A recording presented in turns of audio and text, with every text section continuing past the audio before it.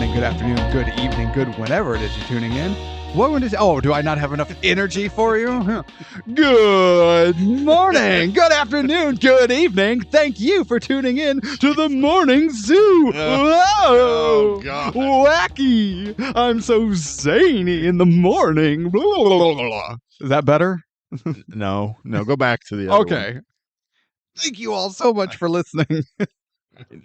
Welcome to Ticket Price, the only show on the internet that answers the question that matters. Are these movies worth the ticket price? In other words, are they worth your time and money? With you as always, co-host of the show and the voice, my name is Jake, and I have been fired from many a radio job for excessive profanity. Well, fuck. So I pulled a Stern and I went to the internet. What, Sirius didn't want you? No. Well, was it Sirius that he went to, or was... Yeah. Okay, I couldn't remember. Yeah, except, unlike most of the serious broadcasters, I'm entertaining. That is true, yes. With me, as always, co-host extraordinaire and the only man who still measures his age in months, Tevis at Master Control. Tevis, how are you, sir? I am doing wonderful, except my arm's been bothering me. I don't know why. Oh, no, shut up. I have no idea what. Stop it. Oh, my God. It's the claw. Relax, Jerry. That was you're scared of the claw. Here it comes Magoo. Our relationship is a lot like Reed and Jerry. Our personalities are, at least. Or Audrey and Jerry. I've had better. Now. Was her name Audrey? Yeah. I couldn't remember. I love you. Thanks. It's not really the answer I was looking for. Thank you very much. We're getting ahead of ourselves. If you haven't figured it out, we are talking about the 1997 classic Liar, Liar. Episode 68. I'm still floored it took us 68 episodes to reach a James Carrey. Oh, you totally threw me off with the James Carrey. Yeah, I had something to say. Relax, then, Bob De Niro. Wow. Whoa. I still can't believe we haven't done a Tom Cruise movie yet. Oh, man, we haven't we? No. I know they're in the hat. Yeah. Night and Day. Okay, we're not doing Night and Day. No, it's in the hat. Night and Day. Gross. What's that part where Jim Carrey's like throws up? Yeah. In every movie. I think he does that that face. That face yeah. in every film he's in. Probably. He nails it, though. Yeah. He makes the puking face. Okay, hold on. Brad Pitt eats. Tom Cruise runs. Jim Carrey makes pukey face. Spot on. Yeah. You know who would be, I think, an interesting guest and would probably have some really interesting takes on movies we haven't seen, but would have to watch for the show? Jim Carrey. Absolutely. Every interview I've seen him in, he seems like just like the nicest guy. Yeah, he seems very, very smart, too. Oh, yeah. Yeah, he comes off as a very intelligent gentleman. Unlike... Two things we are not. Unlike the hosts of this show. Well, James, if you would like to be on the show and talk about your favorite movies, we'd love to have you. Tevis will take your name after the wedding. Getting back to Liar, Liar. That's what you need. You need a strong name like James. What's wrong with Tevis? Hear me It out. sounds like a cream that you would put on and... No, it sounds like something you get a cream for. Man, I got a Tevis spreading over here. Oh, not again. Hear me out. It's the last time I go to that glory hole. Maybe I'm wrong, but I think part of the issue is that your parents gave you a name that starts with T. All the male T names are just kind of meh. Magoo. Tevis. Terrence. Theodore. Oh, I should have been a Theodore. Or it could be better because you could be Teddy. No. Thomas. I don't like Thomas. Tim. Tim has a beer gut. Timothy. Tim has a beer gut and hates his family. And if you go the whole thing, Timothy, you're a pervert. Yeah, you have a white van with no windows. Yeah, didn't think about Tim. I don't like that either. No. They're no good. Travis. I get that. So the Oh, I don't like Travis. no, I don't either. No, I know a few Travises, and I'm like, not a fan. I do too. Travis, no, he definitely has a substance abuse problem. You think Tevis doesn't? Well, the rate you down You coffee. think this is coffee? This is not coffee, sir. It's a coffee blend. It's a coffee mixture. Lots of vodka and a dash of coffee. Just a dash of coffee. It's an eyedropper to give it color. Ah, You got to fool the onlookers. yeah, but that doesn't help with the aroma. Like Don Jr. doing coke. Did you see that video? No. He was at SpaceX watching the rocket fly, and he had his hand in his pocket, and you could kind of see him wiggling his hand around in it a little bit, and then he pulls his hand out with one finger. He like rubs his index finger over his gums. Oh man. Like, oh, and people are defending it. Oh yeah, he was putting in a Zyn packet. Like, nobody puts a Zyn packet in with one finger, you douchebag. So he has a little baggie of Coke in his pocket, Yeah. and Gets his finger wet, okay, let's be honest. What an incriminating move is the gum rub. Oh yeah. There's not a single other purpose any human being has ever had to just take their index finger and rub their gum line. It's almost as bad as the video I saw of Jelly Roll eating his boogers. The UFC fight. Yeah, but have you seen Jelly Roll? He is a guy. He eats everything. I mean, we know. Oh, Even his boogers. I didn't go there. I did. I hate that guy. I didn't know you knew Jelly Yeah, Roll. yeah. Just like that son of a bitch. I joke. I don't know him. I still hate him. I just don't know him. Hey, level of There it is. Tevis's phone, everyone. It's Jelly Roll. He's coming to kick your ass. Is what the problem is. Like I heard you were talking shit. Are you all right? Can I start? Yeah, go ahead. While you're reading a text message, like, do you want me to hold the phone so you can see it, you old man? No, please adjust the distance. Stop doing that with your mouth. What are you doing? I'm ready. I'm a professional. 97's Liar Liar. Written by Stephen Mazur and Paul Guay. Paul Guay. Paul Guay. Paul Guay! With an uncredited writing credit of Tom Shadyac. So how'd you know he was? IMDb. IMDb will list uncredited. Then it's credited. No, but it's uncredited. But if you found out, it's credited. But it has it has the footnote. I said what I said. It has the I footnote. said what I said. Denotation that you then have to go down to the bottom of the page to read. Or click on the link. I said what I said. Directed by Tom Shadyac. Starring Jim Carrey and Moira Tierney. Moira Tierney. You got a thing for Moira Tierney? She's top of the list. Wait. First of all, no, she isn't. Yes, she Second is. of all, you gave me shit for Halle Berry. Who's Halle Berry? You mean Holly Berry? Halle Berry. Oh yeah, Holly Berry. Yeah. No, I mean Holly Berry was fine. She's fine. In Boomerang, she's fantastic. Even in her ER days, Moira Tierney never did anything for me. Oh man. Top one right there, Moira Tierney. Number one on your Number celebrity crush list is Moira Tierney. Number one. Relax, she's no Sally Field. What? She's no Molly Ringwald. Pass. Nope. Absolutely not. What? Trying to think of anything I've seen her in that I actually enjoyed. Molly Ringwald? Yeah. Nothing. Zero. Zilch. Nada. I liked her in Beetlejuice. Molly Ringwald's in Beetlejuice? No. Oh, okay. Yeah. I'm like racking because it's been a long time since I've seen Beetlejuice. So I'm sitting here going, man, is there something I'm not remembering? Yeah, no. Because I almost went, that's Catherine O'Hare, you dumbass. Oh yeah. Sorry. Hera or Hair? Sure. Okay. I think it's O'Hara. I think it is too, now that I say it. O'Hara. Is it Eugene Levy or Eugene Levy? I pronounce it Levy. Okay, so I've heard it Levy. How does he pronounce it? I don't know. Because I would say that's the correct way I to would pronounce say, it. yeah. I mean, When in doubt, go to the source. Everyone says Willem Dafoe, except William Dafoe. And It's Willem. apparently he's too nice. No, it's spelled Willem. He pronounces it William, like a normal person. he's wrong. Yes, he is wrong.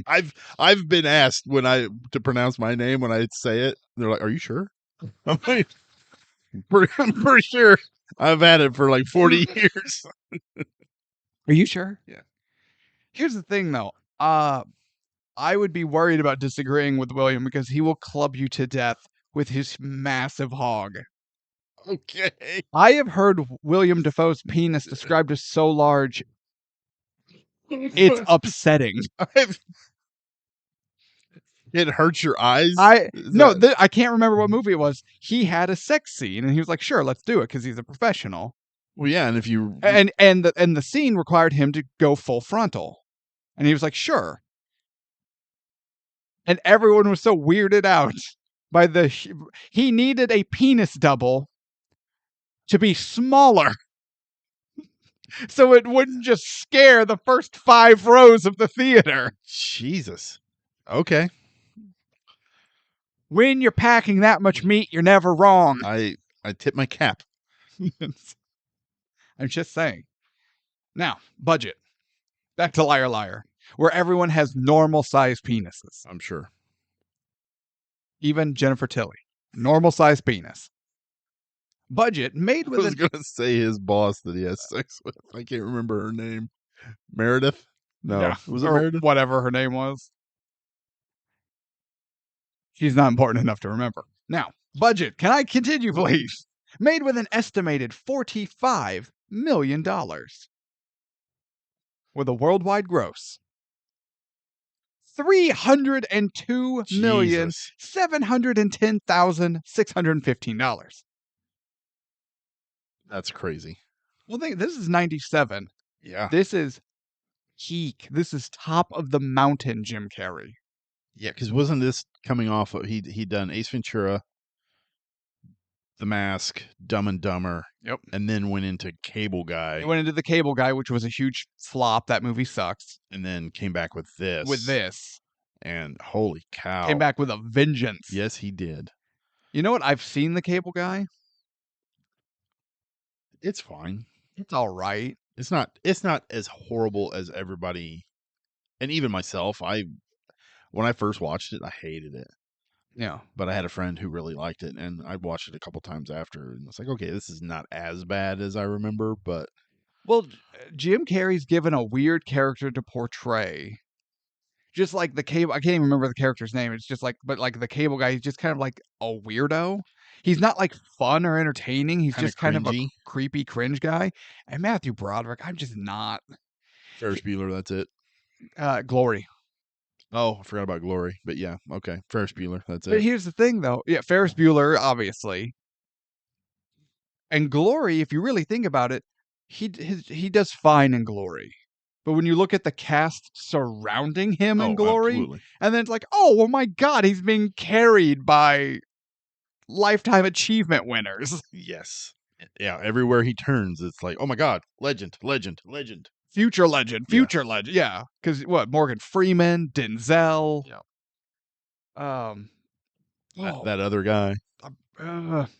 He's the captain in Brooklyn Nine-Nine. I can't. Oh, I know exactly who you're talking about. He plays his friend / what, I can see his face. It's going to bother me if I look his name up. It's going to bother me. Andre Brower? Brower? Yeah, that's it.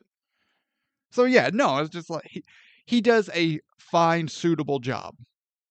Carrie Elways was in Glory. Oh, yes, he was. I had no idea. Holy shit, I forgot about that. Yeah. He plays the he plays the white friend. Yes. Holy cow. Okay. We're not talking about Glory anymore. We're going now back to now we are. Awards. Liar Liar picked up 4 wins with 6 additional nominations. So, Tevis, what is your history with Liar Liar? My history's kind of boring. I loved Jim Carrey when I first watched him in Ace Ventura. Hold on, can we just pause here and appreciate you named your biography? My My history is kind history of is kind boring. of boring. Yeah, it's a 3-page manuscript that I'm working on. Hopefully, to turn it into a TikTok video. Well, at the rate Hollywood's going, it'll be a 3.5-hour epic. A trilogy. I'm working on a trilogy. Each one 3 hours. 3-hour film per page. Obviously. Yeah. That's what they did with The Hobbit. Yeah, exactly. This is fucking shit. Hey, The Hobbit is just fine until Legolas comes in. The Hobbit is just fine for the first 3 minutes. After that, it's terrible. We may have to agree to disagree. An Unexpected Journey is fine. Then in the second one, we get the weird love story between Terrible. that dwarf and the elf. Terrible. Legolas is shoehorned in for the rest of the 1.5 movies for no reason. And every time he shows up, it's awful. I can't remember all of it because I kind of turned my brain off about halfway through the first one. Well, if we make it another year, we'll do the Hobbit trilogy. Show canceled. Getting back to Liar Liar, your boring history. Because that's what everyone wants to hear. Boringness. Thank you. No, I liked Ace Ventura a lot. The Mask, which looking back on it, it's not really a good movie. It's been too long. I am Dumb and Dumber, but then, like I said, the Cable Guy came out, and I went to the theater and watched it, and I was very, very disappointed. I was like, oh, this is awful. So when this came out, Liar Liar came out, I was not anticipating anything exciting, and I rented it. And this one was actually my favorite Jim Carrey movie for the longest time. And we'll see if that holds up. Now, do you think The Mask would have been better if it had had a hard R rating like its comic book, origins? No, if he were just covered in blood like a psychopath? I don't think the special effects don't hold up as well. Yeah, but that movie came out in like 95. Yeah, but also the other thing is, I think society has ruined it for me because everybody and their mother was quoting it for the longest time. Sure. And it drove me insane. So it kind of made me Yeah, hate but you it. gotta get past that. I will give you $100 to name an example where anyone quoted The Mask in the last 10 years. Do people that I hate count? What do you mean people that I know, like, personally? I guess. Okay. The guy I work with the other day was like, "Oh man, that's smoking." No, yeah, no, swear to he God. didn't. Swear to No, God. that did not. You are making this up. Swear to God. No one's going smoking. Yeah. And I was like, no. Actually, that was pretty good. Yeah, please don't. No. Yeah, but that was pretty good. Yeah, but please don't. Just admire how good that was. So, as an example of someone who's done it in the last 10 years, right there. In the last 10 minutes. Well, at least this example is real, unlike your made-up coworker. This is the same one who commented on women's turd cutters. No, okay. That was... Then you just work with just a plethora of lovely people. That guy was a long, long time ago. Okay. But, no, it's just... I don't know, the humor in it didn't really work anymore. I think it's very, very dated. Very dated. But it gave us Cameron Diaz. Yeah, I'll thank it for that.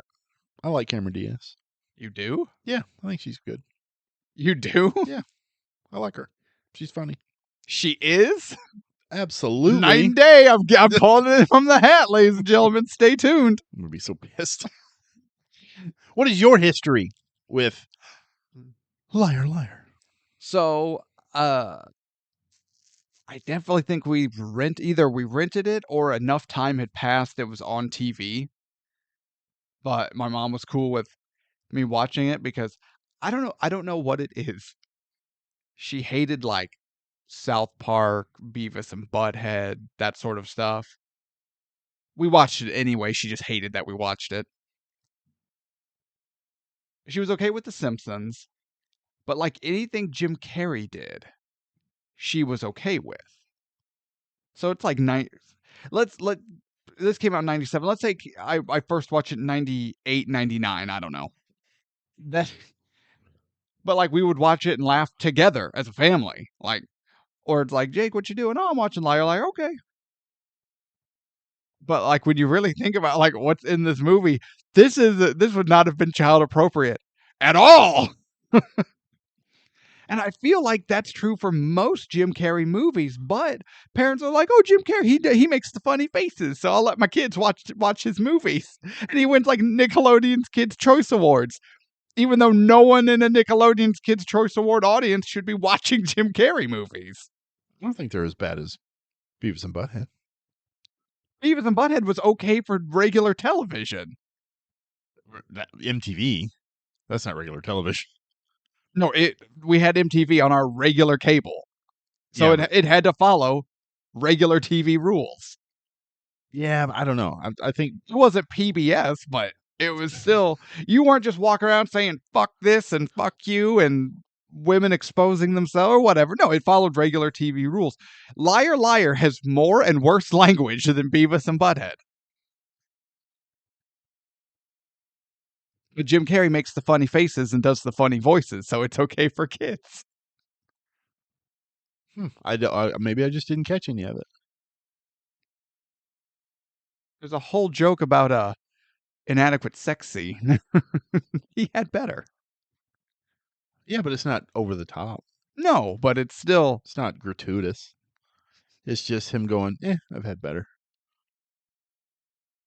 so a 7-year-old, 8-year-old. It goes over their head. Oh yeah, that's true. But when he's just, you know, shit, hell, damn, fart, right? But it's a fart joke, and fart jokes are funny to 7-year-olds and 48-year-olds. It's true. We don't grow up; we just grow old. Yes. No, I just don't know.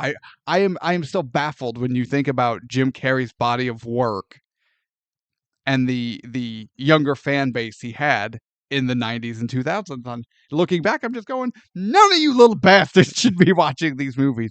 Remember the blowjob scene in Ace Ventura?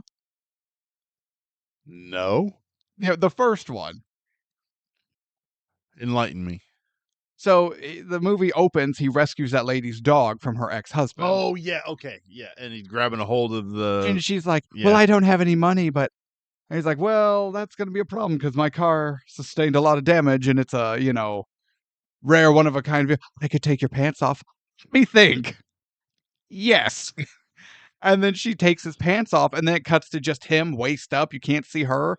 But like he then starts gyrating around. He has to hold on to that pole overhead, that pipe, as he's just like being flung about wildly. Yeah, it goes over their head. They don't know what's going on. Doesn't matter.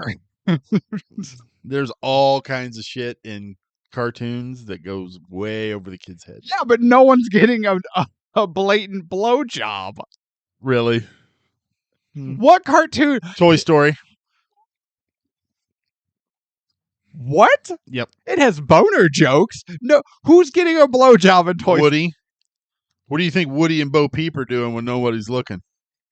He comes out with kisses on his face. That's not the only place. Yes, it is. Nope. He doesn't have any other He place. is named Woody. He's all Woody. He's a cowboy, you animal.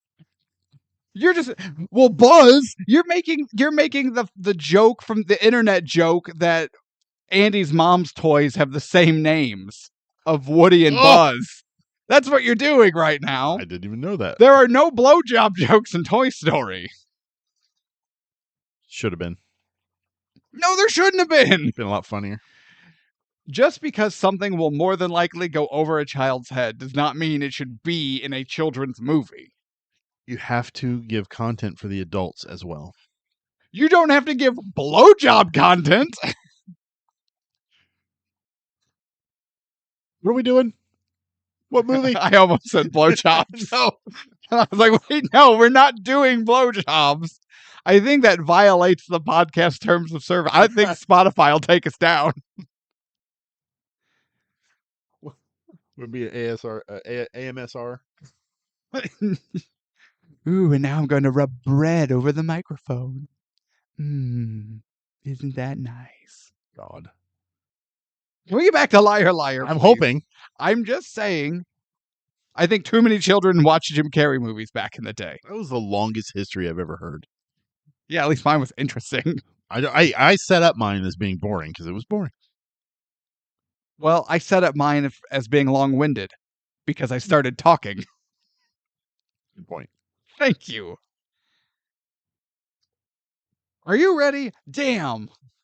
I've been ready for 25 minutes. Holy shit, we're literally going 25 minutes. Welcome to the show, everyone. All right, Liar Liar opens. We see his son, Max, doing not a show and tell, but it's like a parent career day, and all the kids are talking about what their parents do for a living. And when it gets to Max, he's like, "My dad's a liar." This kid and his 8 is enough haircut. Hey, what's wrong with Max's haircut? It's terrible. It's era appropriate. It looks like it weighs 27 pounds. Oh, it's thick as hell. Yes, he has the Jonathan Taylor Thomas going on. I honestly thought I was watching Home Improvement. Yeah, It's terrible. it's not. It's era awful. It's era appropriate. No, terrible. If this movie had been made 10 years later, he would have looked like little Fred Durst. Gross. That would have been worse. Not even little Fred Durst, just Fred Durst. Gross. He would have just looked like Fred Durst. He looks like somebody who rubs Coke on their gums.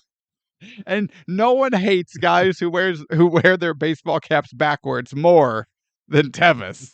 I don't know what you're talking about. Now it does, if you wear the hat backwards, it does negate the purpose of the hat. Absolutely. If you think about what the function of a hat is, Yeah. The bill is to keep the sun out of your face. But if you turn around backwards like a tool. Yeah. Did you ever see that picture of that guy at the baseball game? His hat's backwards, but the sun's in his face. So he's using his hands up on his forehead to shield his eyes like the biggest idiot. Yeah. Yeah. There's very punchable. There's and that is what we call a punchable guy. Now, there's nothing wrong with Max's hair. It's era appropriate. It's like big mustaches in the 70s. It's era appropriate. It's gross. Actually, mustaches are gross. Come on, guys. If you don't look like Tom Selleck or Sam Elliott, shave it off. Everyone is walking around with these weak pervert stashes, and I hate it. I want to punch. You want to talk about punchable faces? You grow that. That's not even growing anything. You eat a kiwi, you get the same effect. It's gross. Are you growing facial hair? Or did you just eat a kiwi? Guys, nope. Shave them off, boys. Nope. It's not a good look. If you don't look like you said, Tom Selleck, Sam Elliott, Kurt Russell from Tombstone. If you're going to grow a mustache, it needs to be a big, voluminous, down past your lip line. Like, the corners of you have a full beard. Don't curl your mustache up. Don't be the curled mustache guy. Because those people are the worst too. I'm gonna wax it so it's just straight. Oh, there you go. Thin. All right. But his teacher is like, your dad's not a liar. He's like, well, he goes to court and wears a suit. Oh, a lawyer. And we got the all lawyers are liars jokes. Which is true. Which is basically this whole movie. Yes. But it's also true. True. Max goes home. Fletcher, played by Jim Carrey, shows up. When Fletcher Reed is leaving court to go see his son. Yes. And that guy, the lawyer that asks him, hey, how did it go in there? And then Fletcher responds with, just another victory for the wrongly accused. Do you know who that guy was that asked him how it was going? No. Christopher Darden. I don't know who that is. He's the lawyer that prosecuted O.J. Simpson. Oh my God. The balls. Yeah. I didn't know that until this last watch. I was just looking stuff up and that came up. It's like, holy crap. He had a more successful acting career than he did as a lawyer. You know, all they had to do was not push the glove. Oh yeah, It was in stone. OJ was done, and they pushed the glove too hard. We're not talking about OJ. I'm pretty sure everyone involved in that trial is dead. Now, getting back to it, so that's the thing. You break, excuse me, Mr. Reed. Oh, I'm sorry, I can't stay. I got to go meet my son. Well, some reporters want to talk to you about your win.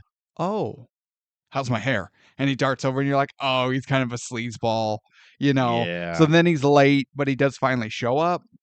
Man, the chemistry and the relationship on screen of Fletcher and Max. Go ahead. I'm waiting.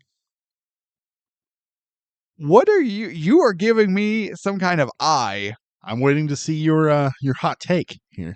I don't think it's a hot take.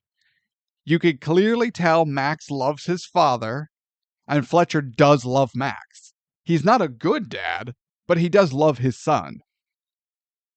Okay. And that, to me, that jumps off the screen. You could feel it. I agree.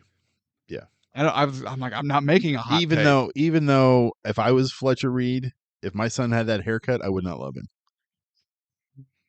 Like, get the hell out of here. That stupid haircut.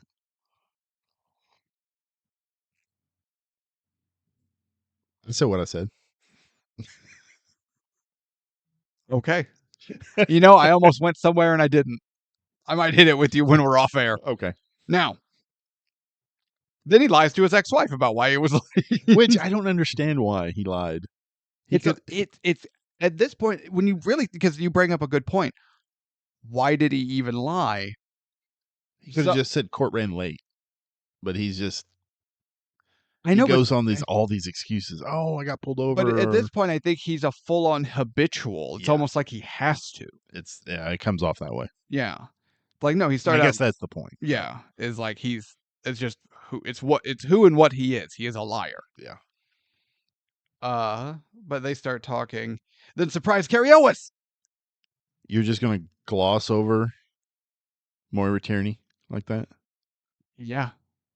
How fabulous did she look sitting on those stairs? Timu Jennifer Aniston. Waiting. Shut your mouth. You were talking about haircuts? Now, granted, it was era appropriate, but fabulous. No, she's wearing the Rachel. Fabulous.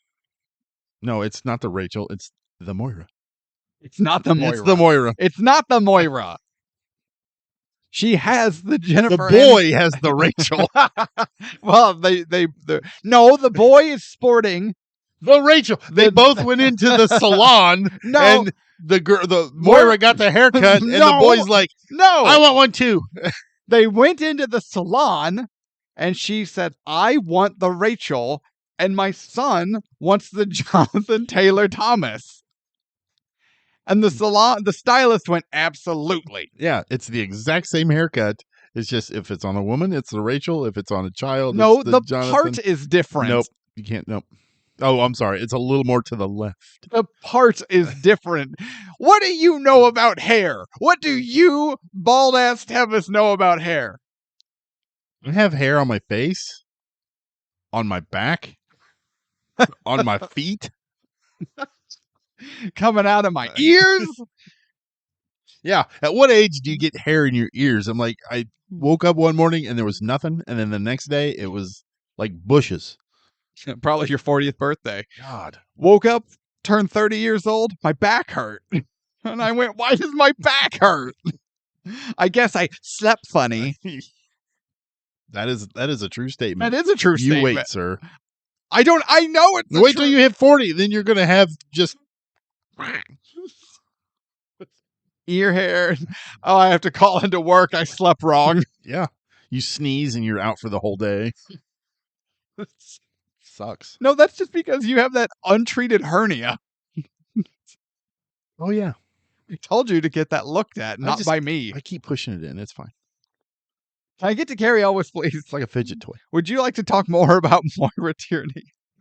Let's just turn this whole episode into Moira Tierney talk. I would if she did anything worth that. She was on screen. That's all that mattered. Even if we covered her stint in ER, where she was the main character, I would be Fabulous. hard pressed Fabulous. to talk about her for a whole episode. Although, you know what? She plays Fritz's wife in The Iron Claw. And Oh, that's right. although granted, she's probably a little wasted because any named actress probably would have been a little wasted in that role. She has no shit. It has to be a max of like 6 lines. Yeah, she's not in it very much. No, she's just there. Yeah, She does a good job though. absolutely. She does a great job in everything. She's fine. You watch your fucking mouth, sir. She does Shelley Duvall No! levels of fine. No! I would like to award Moira Tierney with the Shelley Duvall Award for being totally and absolutely fine. Gary Elwes. Is it Or Elwes? Elwes? Elwes? Well, it's spelled with an I, so I think Elwis. Elwiz? Because Wis. It's with an I? Yes. I don't think It's ELWIS. I thought it was. I don't know what I'm saying. Unless I wrote it down wrong. That's probably correct. That's possible. Yes, it's ELWES. Elwis. Elwes. Wes. Elwes? There's no way it's Elwis. Wes. Eloise. Elwes. Eloise. Yeah. Carrie Eloise. Eloise. That works. How do I put this? I love how genuine his character of Jerry is, and how much of a catty bitch Fletcher Reed is.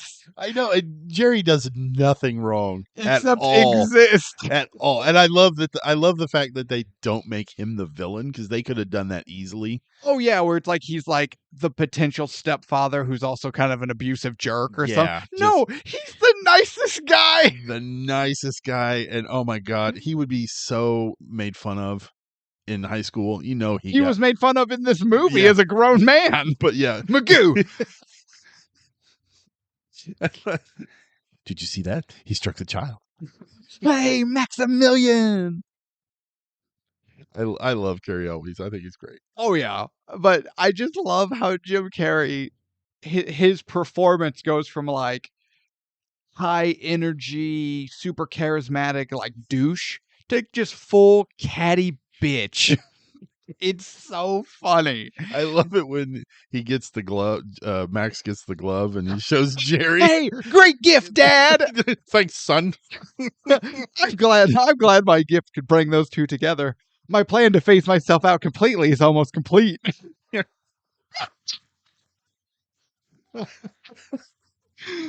And I love too, because every once in a while you could kind of catch the accent that Carrie always has kind of come through a little bit, and that, I don't know, that makes it even better for me. I don't know why. Speaking of accents coming through, how Canadian does Jim Carrey sound throughout this movie? I'm sorry. Or oh god, there was another one that just jumped out and slapped me in the face, but he still sounds real Canadian in this movie. Yeah, there was one where he's talking to his secretary, and I can't remember what he says, but it comes out. I was like, oh my god. Yeah. You all right, Chief? Yeah, a little congested. Coffee indigestion? Yeah. Anyway. Oh, I forgot where we were for a second. I got distracted by your coffee indigestion. But no, but you're right. I like the fact that they were like, okay, there's going to be another man in the ex-wife and son's lives, and he needs to be the exact opposite of Fletcher Reed. Oh, 100%, yeah. You know, he's night and day. Night and day. It's in the hat. Hell yeah. Magoo.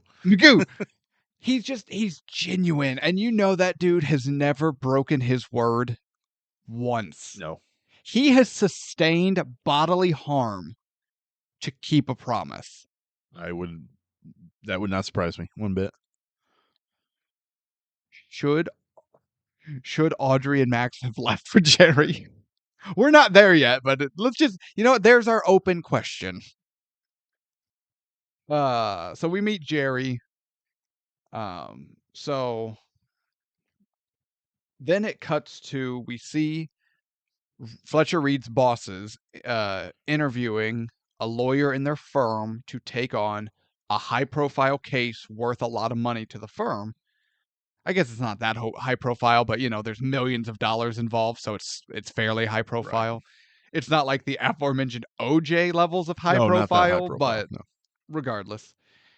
But he's like, but the other lawyer is like, look, I will defend Miss Cole ethically and honestly, and with every ounce of my ability. But Miranda, that's her name. Miranda. But Miranda, I won't lie. She's like, well, I'll just have to find someone who will. Speaking of catty bitches. Yes. Still though, as given that Miranda's sole personality trait is catty bitch, she's still the second most catty bitch in this movie. First being Fletcher Reed when Jerry's around. And again, that is not a criticism. I love that to no end. Me too. Then we see Fletcher going into his office and he's schmoozing with everybody. Hey, Mr. Reed. Hey, Janet, looking great. She's got the wild hairdo. Weird hair. And it's like, hey, Fletcher, what's going on? Hey, did you lose weight? Oh, double threat, you mean man. the live action Peter Griffin? Yeah, literal Peter Griffin is on screen and no one talks about it.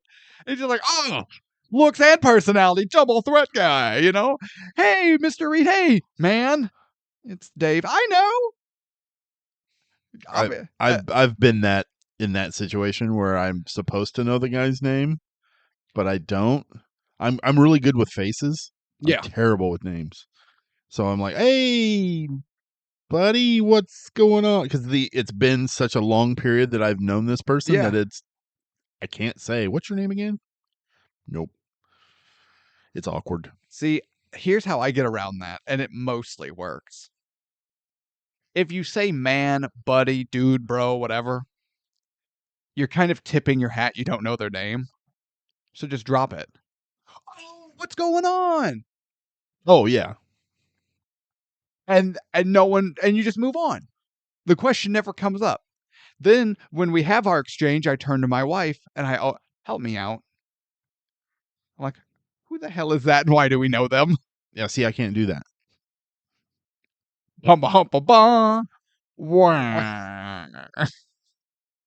You can't do it twice. Oh! Shots fired. Swish. Oh, snipers. Get down, Tevis. Shots fired. We need to quit recording so early. Why? Because you've been working all night or hopped up on coffee, and apparently I'm goofier than normal when I first wake up. I was off last night, so. You didn't turn your phone off? I thought I did. Who texted? It's 2. What are you doing? You've gotten turning my phone off like a professional. Like he said he's done twice now. I did it this time. Jesus Christ. How do you make the text bigger? Let me ask my mom. Her text is so big, like all letter shows up on the screen. Like, Mom, what are you doing? She's constantly scrolling. Yeah, she's. Well, her and her husband, they don't send like 2-word text. It's always like a paragraph with proper punctuation. Yeah, like I text. Like a normal person. Grammar matters. Yes, it does. Even in a text. How do I know when to pause if you don't put a period?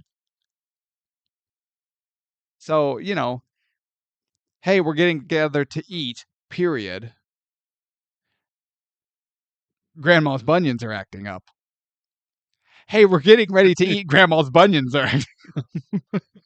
Yuck. It matters. I think I'll pass. Thank you. Commas are important. We're having grandma over for dinner. We're having grandma over for dinner. It's like, oh no. Back to it. Unless your phone goes off again. Yeah, it won't. You absolute bastard. So we see Fletcher he's such a prick. He's just a douche as he schmoozes everybody. Now but okay. For the first time, he's giving those little white lies to not hurt anyone's feelings. And that's important. So now we know he does the big lies, he does the little lies. He does lies to build himself up, he does lies to spare people's feelings. He just lies across the board. Any kind of lie or definition of lie you can think of, I think we've covered it by this point in the movie.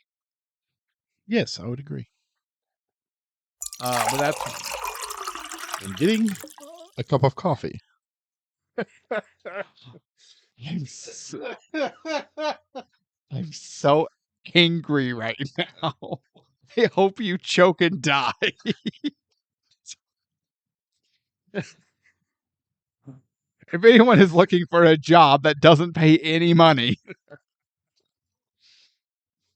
But the hours are great. yeah, first thing in the morning. And the insurance, fantastic. May I continue, please? You animal. I'm gonna make you do this. Go ahead.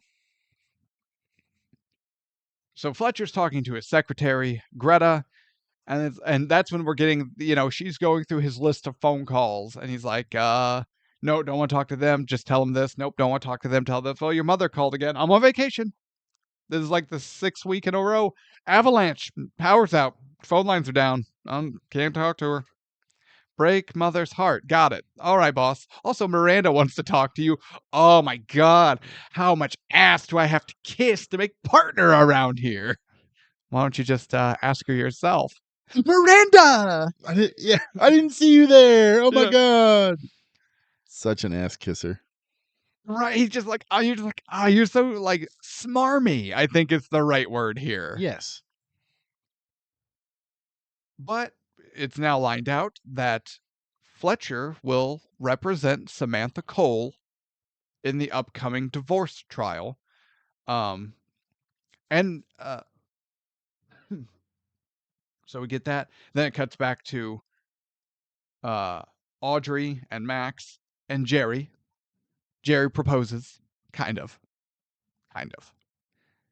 It's treated as a proposal, but it's also not a proposal. It's like he's asking for permission. Well, he's got a job so they're in LA.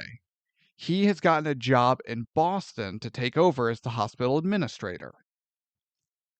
So he's moving to Boston. And he's like, hey, you and Max should just come with me. Just come with me. And that's the extent of his proposal. There's no ring. There's no down on one knee. It's just, hey, come with. And she's like, well, it almost seems like she agrees to it. Not because she wants to, but for a combination of to make Fletcher mad and to not make Jerry feel bad. She's not doing it for herself. She's doing it for other people. That's fair. Yeah, that's pretty spot on, actually, I think. Thank you. Good job. You're good at this. Well, that's a lie, but thanks, Fletcher. But this is also what you were talking about. It's Max's birthday.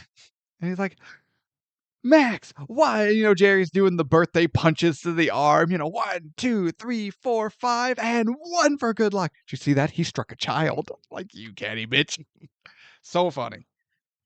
Now, Fletcher meets with Samantha Cole, played by Jennifer Tilly. Of, honestly, Chucky fame at this point. Yeah, I can't remember what I've seen her in before this. I know I have. Oh, before Liar Liar? Before Liar Liar. Oh, I have no idea. Shit, for the life of me, I couldn't tell you. I know Jennifer Tilly for 3 roles. Liar Liar. She becomes inextricably linked to the Chucky franchise. Oh yeah, she's in and is honestly, I think she's most of the money backing to keep it going. And she is the secretary, Cecilia, in Monsters, Inc. Monsters, Inc., yeah. And apparently she's a professional poker player. Because everyone's staring at her cleavage. Now, do you think she pulled what they call the Kim Kardashian in professional poker circles? What's that? Remember when I saw this clip? Apparently, Kim Kardashian had joined a professional poker tournament, she was wearing mirrored sunglasses. Oh my god. That So that doesn't surprise me. so and that was a big joke for a while, as everyone would just look at her cards through her mirrored sunglasses. That does not surprise me one bit. I'm going down her IMDb right now trying to find out how I know her Liar, liar, liar. before this. The movie we're talking about. She is. If you don't know who Jennifer Tilly is, I was trying to give Tevis time, but he's taking too long. This is gonna be mean, and I don't necessarily mean it as mean. I think it's just truth fact, and I also think she's fairly aware and leans into it. She is an attractive woman with an ample bosom and the most irritating voice. Oh no, her voice is not as nearly as irritating as Fran Drescher. We're not comparing Yes, her we to are. Fran Yes, we are. Drescher. Every time I hear Jennifer Tilly talk, my mind automatically goes to Fran Drescher. Shouldn't that make it worse? No, because I think her voice is way better. So you're saying Fran Drescher is less attractive, has less bust, and has a more annoying voice. Absolutely. Why did you drag poor Fran Drescher into this just to tear her down for no reason? That's what I do. I'm talking about Jennifer Tilly. That's what I do. That's what I do. Did you find your answer? No, I have no idea. That's what you do. I'm looking through her IMDb right now. And I'm like, I have no idea what movie I've watched. So Fletcher meets Samantha Cole. Just moving on before I murder you. And they set up a defense that is all lies and builds her up as a victim thrown into the arms of another man. 7 other men. I love this joke. Whatever. Love it. And I love that they come back to it later. Oh, it's brought up repeatedly. Yeah. I don't know why. It makes me laugh every time. Because it's funny. Yeah. You don't the answer's in the explanation because it's funny. It makes you laugh because it's funny. Now, this is also when he's just like, imagine what would have happened to Tina if she just rolled over and said, "Slap me again, Ike," and this time put some stank on it.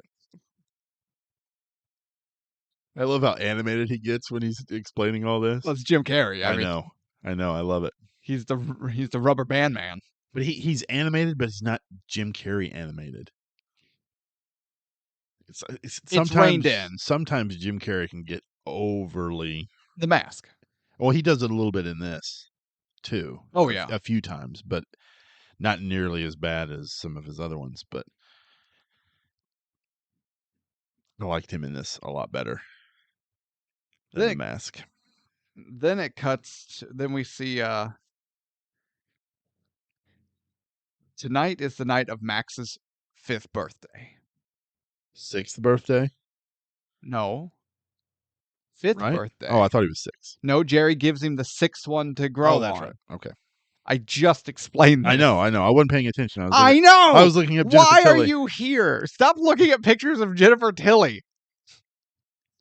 Oh. Oh, no.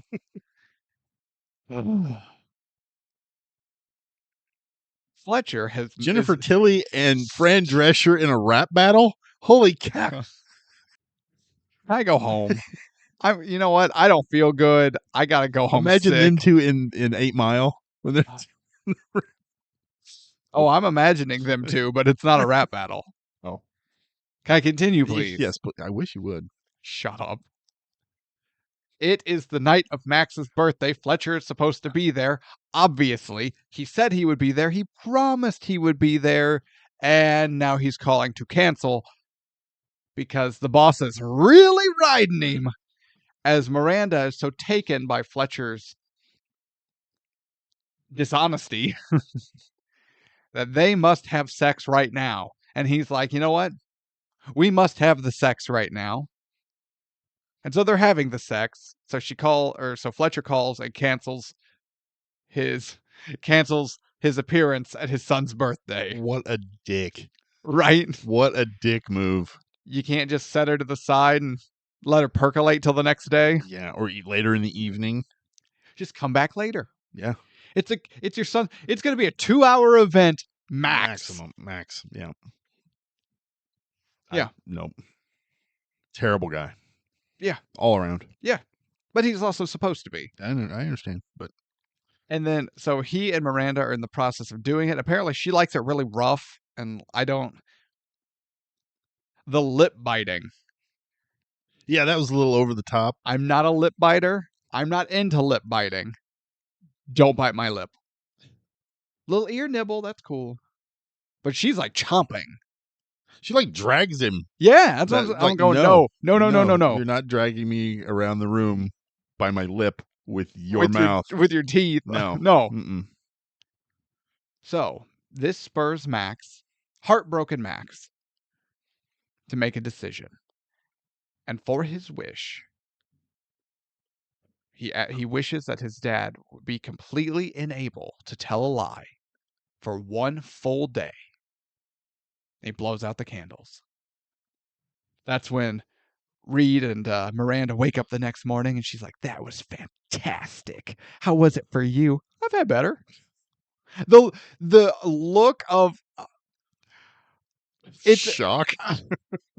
It's a look of immediate regret and pure panicked shock that it even came out of his mouth. Yeah. And I love it that it stays with him for hours and hours. Actually, you know what this sequence reminded me of? Easy A and the birthday card. Oh, kind of. Because in Easy A, if you didn't catch last week's episode, she keeps opening the card and it's a song she hates and then gets more and more into it. Fletcher's just appalled that this one truth slipped from his lips, and and what it was, when he said it, etc. But then as he's going through his day, like he's like, "I've had better. Oh my God, I've had better." And then it cuts like he's brushing his teeth. He's like, "I've had better." Yeah. And he's standing at the elevator waiting for it to come down, and he just starts laughing. He's like, "Oh my God, I can't believe I see." Like, yeah, he's like so amazed that he said it. Yeah, he goes through all the stages of grief. Yeah, I love that.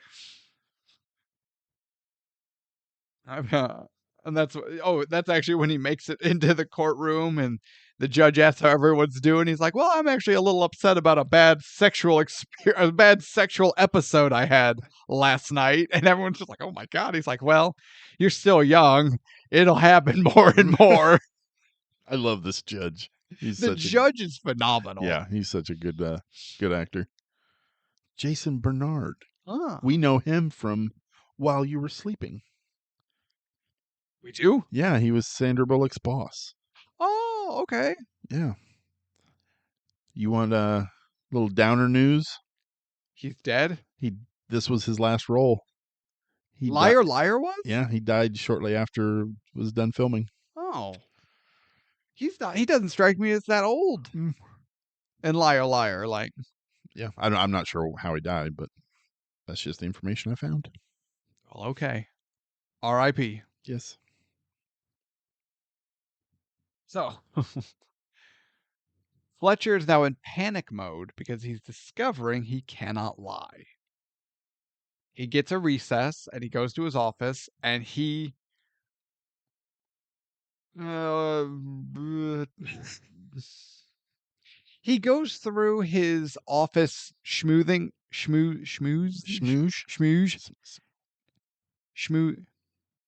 It doesn't sound right. Schmoozing. I can't say schmoozing. Smooth. His office ass kissing antics.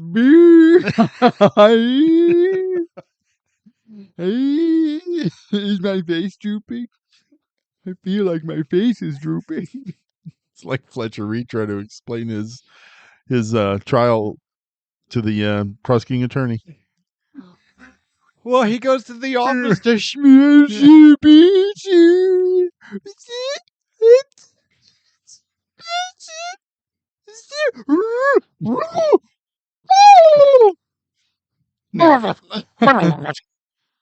All right, Fletcher, you won't play hardball.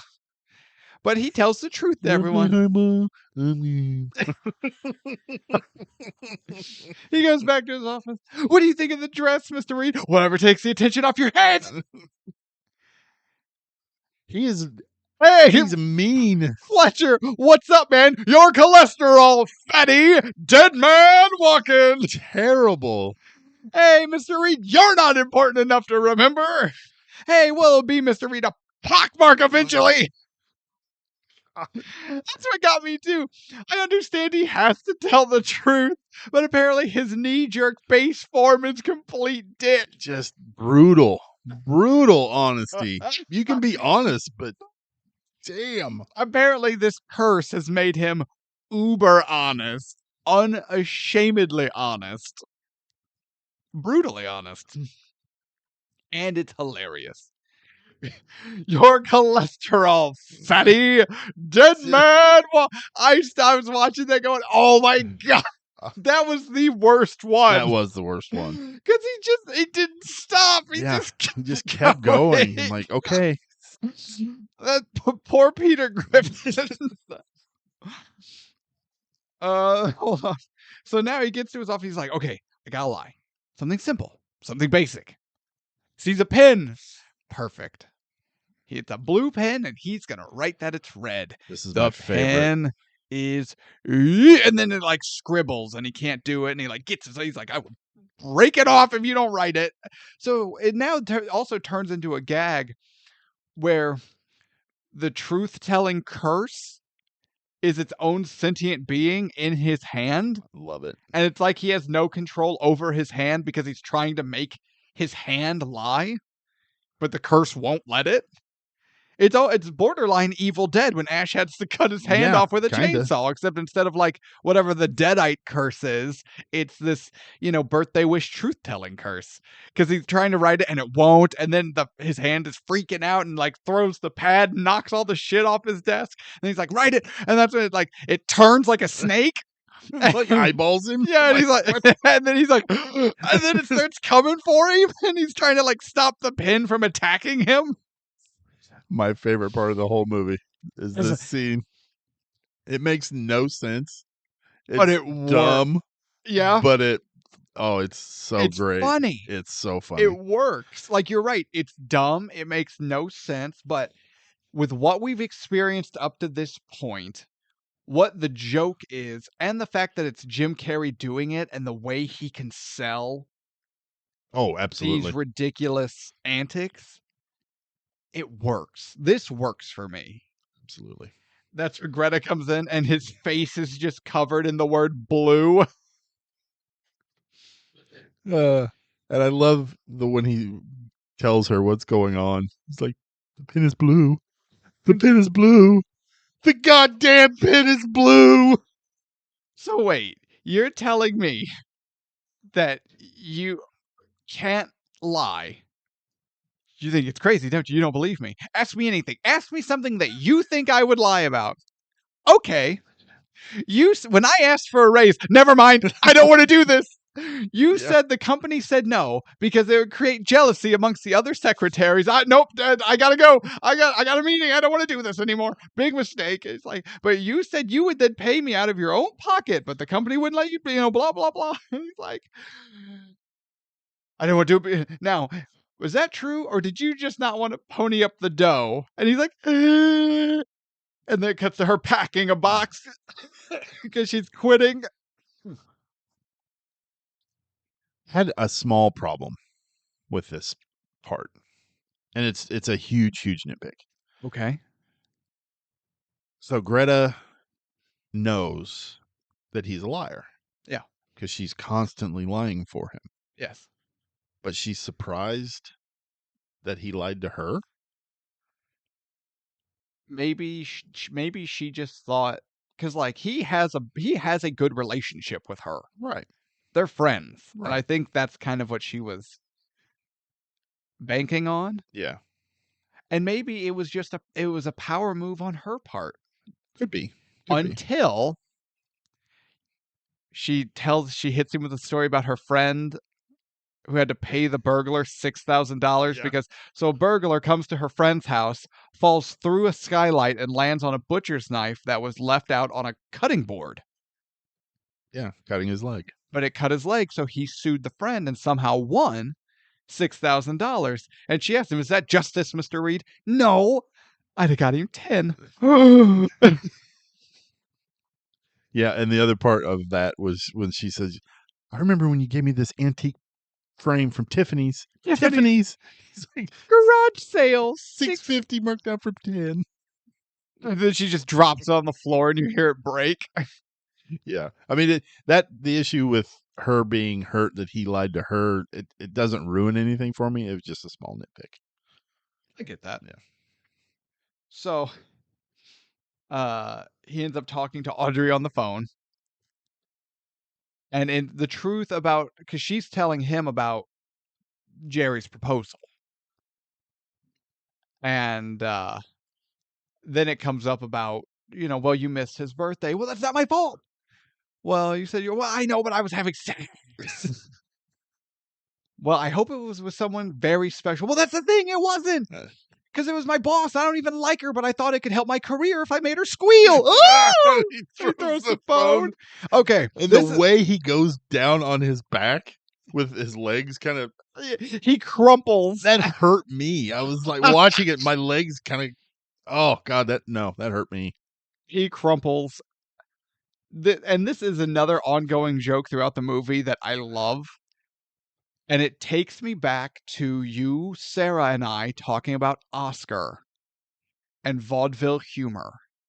Oh, okay. His office phone gets wrecked multiple times throughout this movie, and yet throughout the movie Fletcher still needs to use it. So every time you see it, it's just in a worse state to a point he's holding up just like the wires of the microphone and the speaker. Fabulous. Yes, that's how you do it. That's how you do it. But you have to sell it to a point where it is just wires and nonsense. Yeah. Otherwise, the joke's not funny. Yeah, and they didn't have to do that. Like it could have been fine with it being broken and him talking to it at the very end. Or just it would have been fine if it weren't broken at all. Yeah, but the fact that it does break and then continues to be broken further. Yeah, I love it. Yeah, it's fantastic. That is a small touch that is so funny. It works, and that's how you do it. Absolutely. And also, it helps that two things Liar Liar has in the vaudeville humor department that Oscar, the vaudeville comedy, didn't. Not. Doent. I like that better. A, they take their jokes all the way to completion. Yes. Jokes are like sex. Don't edge. Just complete. Okay. Oscar does a lot of edging.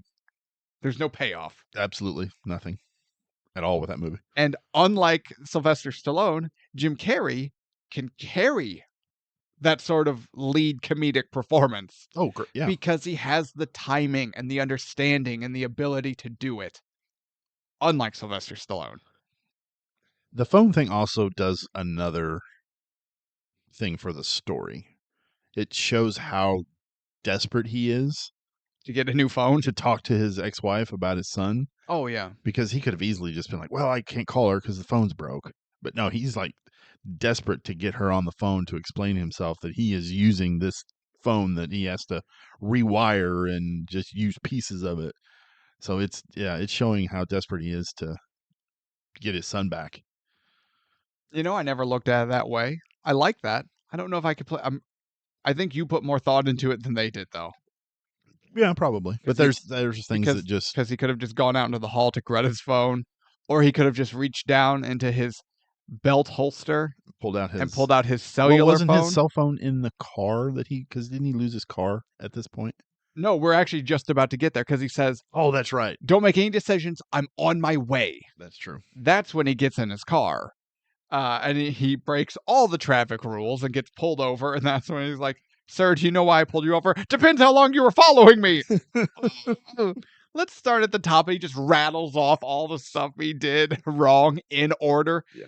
And the guy's like, "Anything else?" "Yes, I have unpaid parking tickets." He opens his glove box and then it just spills out with just dozens and dozens of parking tickets. But again, that's also a vaudeville joke. It's not just a couple. As soon as he opens his glove box, it explodes out I with loved it. parking tickets. You know what my favorite part of that joke is, though? The way Jim Carrey opens the glove box. Just the way his hand reaches over and like snipes the button with his finger, just like click, and it just opens and all the shit falls out. I cannot explain, but when you watch it again, if you watch it again, watch his hand. His physical movement is borderline uncanny, and it's hilarious Yeah, it's Jim Carrey. because he's the kind of guy that has that ability. Yeah, he can make opening a glove box funny. Sylvester Stallone cannot make anything funny. That's true. It takes a special talent. You know, that actually reminds me of Three's Company. I was watching a documentary on Three's Company. There's a documentary on Three's Company? Kind of. Okay. It was more like a, so Lucille Ball hosts it. It's more of just like a cast reuniting retrospective, Oh, okay. but they do like a history of, so it's a little documentary portion of it. And some of the show creators were talking about why they cast John Ritter. And they're like, his audition was better and was so unlike everyone else's. Because anyone can walk through a funny door.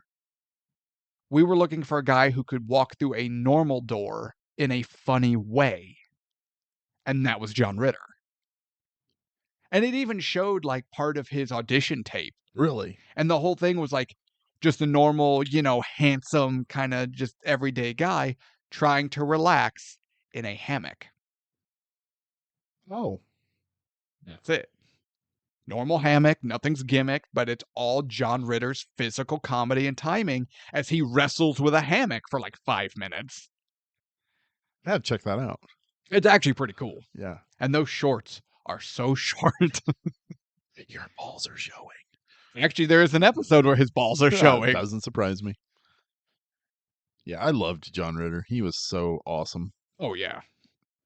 And but that's, to me, John Ritter and Jim Carrey are cut from the same cloth in that. Talk about guys who were born to just with the ability to carry these kind of comedic roles and performances, both in their timing, their physicality. They just get it and can do it.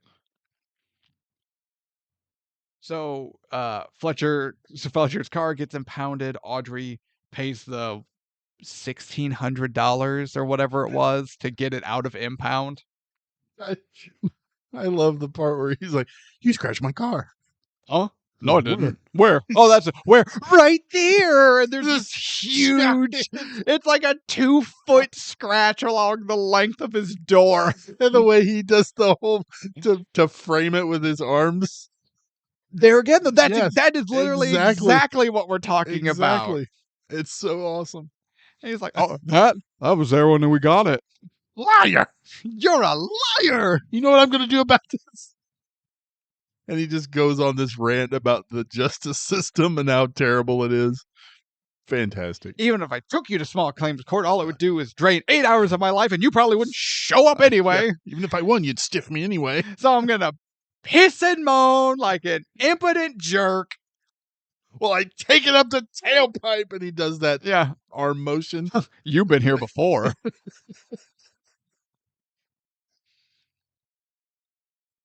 Fantastic. But amongst all this chaos, Audrey tells him something very important. While talking about the proposal, he says, "Yeah, and while you were doing all that, do you know what your son was doing at 8:45 or 8:15, whatever, 8:15 last night? He made a wish that for 24 hours, his dad would not be able to tell a lie." And it's this really kind of like a gut punch moment. Punch. Exactly. That's the word I'm looking. It's a gut punch moment for Fletcher as he's like, "I am such a bastard." But how it turns, because we get the sentimental moment of what was said and the weight of it hitting Fletcher. This is important. We see the sentimental. And actually, this movie does a very good job in all the zany craziness. The movie balances very, very well its crazy humor with the heart Oh, of the absolutely. movie. If you went too sentimental heart, it would be hokey. If you went all comedy, it would be an enjoyable comedy, but you would just go, Yeah, meh. it wouldn't stick with you. And I'll put a pin in this. I'll come back later, probably my final thoughts, but we get the sentimental weight of it, but then Fletcher has the realization, oh my God, this is it. This is the reason. This is the curse. His birthday wish came true. There's no other explanation. So he buys a birthday cake and goes to his son's school. He's like, hey, can I borrow Max?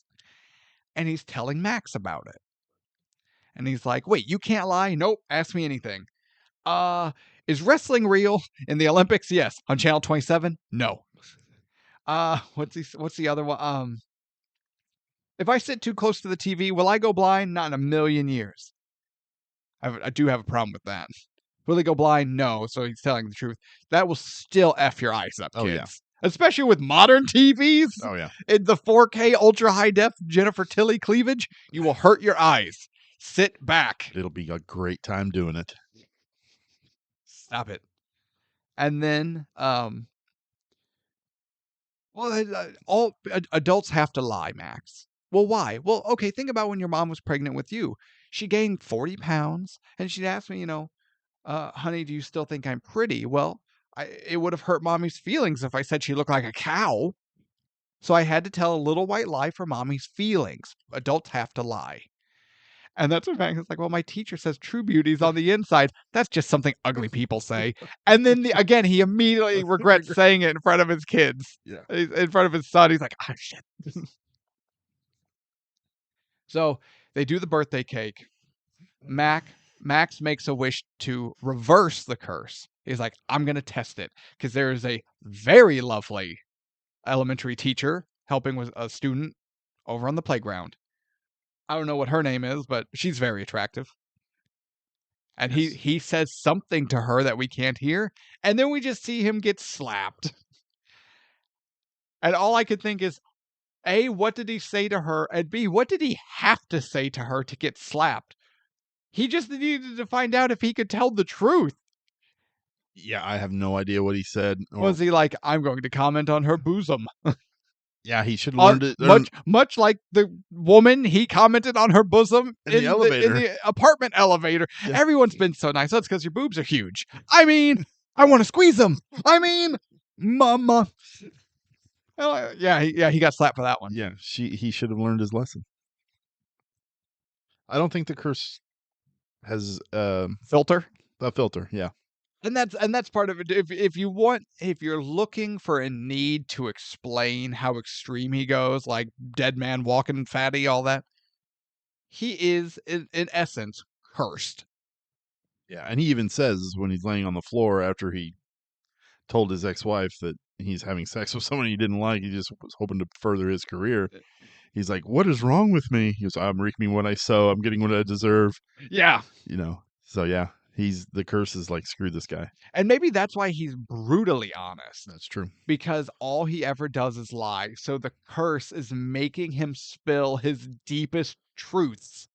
Yeah. And we have another gut punch moment when he goes back to Max and is like, after he talks to that teacher, says, it didn't work. He's like, let's try it again. Well, why didn't it work? Well, last night I meant it. Yeah. We'll do it this time, okay, but mean it. Well, Dad, I don't want you to lie. Son, I explained this. Everyone lies. Yes, but you're the only one who makes me feel bad. Yeah. Oh, I got chills. Yeah. Watching, as a parent, I would just went, oh my God. Yeah, and the kid, he does a fine job as an actor. He does an adequate child actor performance. When he delivers that line, and the way Jim Carrey reacts to that line, great moment. And then before that moment could be expanded on, recess is over. His teacher calls him back in. Perfect timing for the situation because now Fletcher is just left stewing on that bombshell. Yes. Fantastic. And again, this movie lets the moment breathe. It lets the sentimental moments breathe, just like it lets its jokes breathe. It gives us time to laugh, and it gives us time to have chills and feel heartbreak. Like, it's so important to let this stuff breathe. I can't even remember what it was, a movie we were talking about not all that long ago where it just seemed like it was edited so quickly. Oh, X-Men. X-Men, yeah. Ba-na-na-na-na-na. Ba-na-na-na-na-na. Ba-na-na-na-na-na. Na-na-na. Ba-na-na-na-na-na. Ba-na-na-na-na-na. You gonna stop me? Are you tired yet? I was already tired. It's very early. But X-Men, their jokes, their dialogue, their whatever, it's cut so aggressively, nothing breathes. So we as the audience have trouble feeling in that moment because it's like, oh shit, we're on to the next moment, right? In theater, one of the first things they teach you when you're on stage, you deliver a joke, you do something funny, whatever it is, and the audience starts to laugh, they start to clap, cheer, whatever you're getting, they're gasping, whatever it is whatever it is you've done to elicit an emotional response. You stop everything you're doing and you freeze in place and you let them have their moment because you'll hear it build to a crescendo. So and you can follow the energy and hear it rise to the point of like we're at the peak. Now it's going to start to die down. Now I continue. You're taught one of the first things you're taught, period, if you're being taught by anyone who knows what they're doing at all. You let the audience have their emotional response. You let it breathe, and then once it's reached its pitch where like this is as far as it's going to go, boom, move on. Even if it's a little one where they're just chuckling, cool, give them 3 seconds to chuckle. Yes. Then you move on. A lot of movies don't do that. Liar Liar does. It's cut and edited and scenes are filmed in such a way it holds when it needs to hold for the best effect it's going for. I agree. Yeah, it does a really good job at that. So now, for the first time, I put this in my notes. He's realizing what his lies are doing. He knew he was lying. He knew he hurt some people, or he spared some feelings, or he's doing whatever. But let's be honest. There is no one in this movie more important to Fletcher than Max. Even as a lying bastard, I still believe that. Fletcher loves his son. He's just a bad father, but he loves his son. Now, he's experienced it with his boss, with his client, with his office workers, with Greta, even with his ex-wife a little bit. And a lot of that's rolled off his back as he's been struggling with it. But now he's actually heard from his own son's lips what his lying is doing. Yeah, because I think he was in denial for the longest time that the excuses that he gives were working. He was purposely turning a blind eye to the effects Yes. so he could Further his career. I mean, kid himself. Yeah. Yeah, but not even his career. He could fool himself by avoiding the actual consequences. Yeah, that's a good way to put it. But there's no avoiding, No avoiding Max it now. just dropping it on him. That Greta leaves. Miranda finds Fletcher in the hallway and it's like, "Hey, Fletcher, what do you think of Mr. Allen?" He's a pedantic, prodigious bastard, and he just goes on. It's not as good as the Chevy Chase monologue from Christmas Vacation, but it's pretty good. Yeah. If there was one part of this movie that you could cut out and it would be completely fine, is this whole part where he's talking to his bosses and in the office and roasting everybody. It's an okay moment. You know what? It made me laugh, but you're not wrong. Yeah, it doesn't need to be But there. this movie's only like 83 Yeah, minutes long. that's true. This movie doesn't have room to cut out anything. That's true. That is and you know true. what? I appreciate that. I did too. So no, he gives a very long-winded, brutally honest opinion of his boss, Mr. Allen. Oh, good. Follow me. Then Miranda takes him to a board meeting where it's Mr. Allen and other partners and people. And she's like, Mr. Allen, this is Fletcher Reed. He's defending Samantha Cole. And he's like, Fletcher, tell Mr. Allen what you were just telling me about what you thought of him in the hallway. And he's like, oh my God. And the way he delivers it, it's like he has to say the words because he's cursed. But every word is just dripping with regret and remorse, and like he knows his career is dead and he's gonna be fired, but he can't stop. It's like every word is he's bleeding out slower and Yeah. slower. Miranda stabbed him in the heart, and now he's bleeding to death with every word he says. And then there's an awkward pause, and Mr. Allen just starts laughing. He's like, I love it. Do Simmons. Simmons is old. He should have been out of the game years ago, but he refuses to retire because he hates his wife.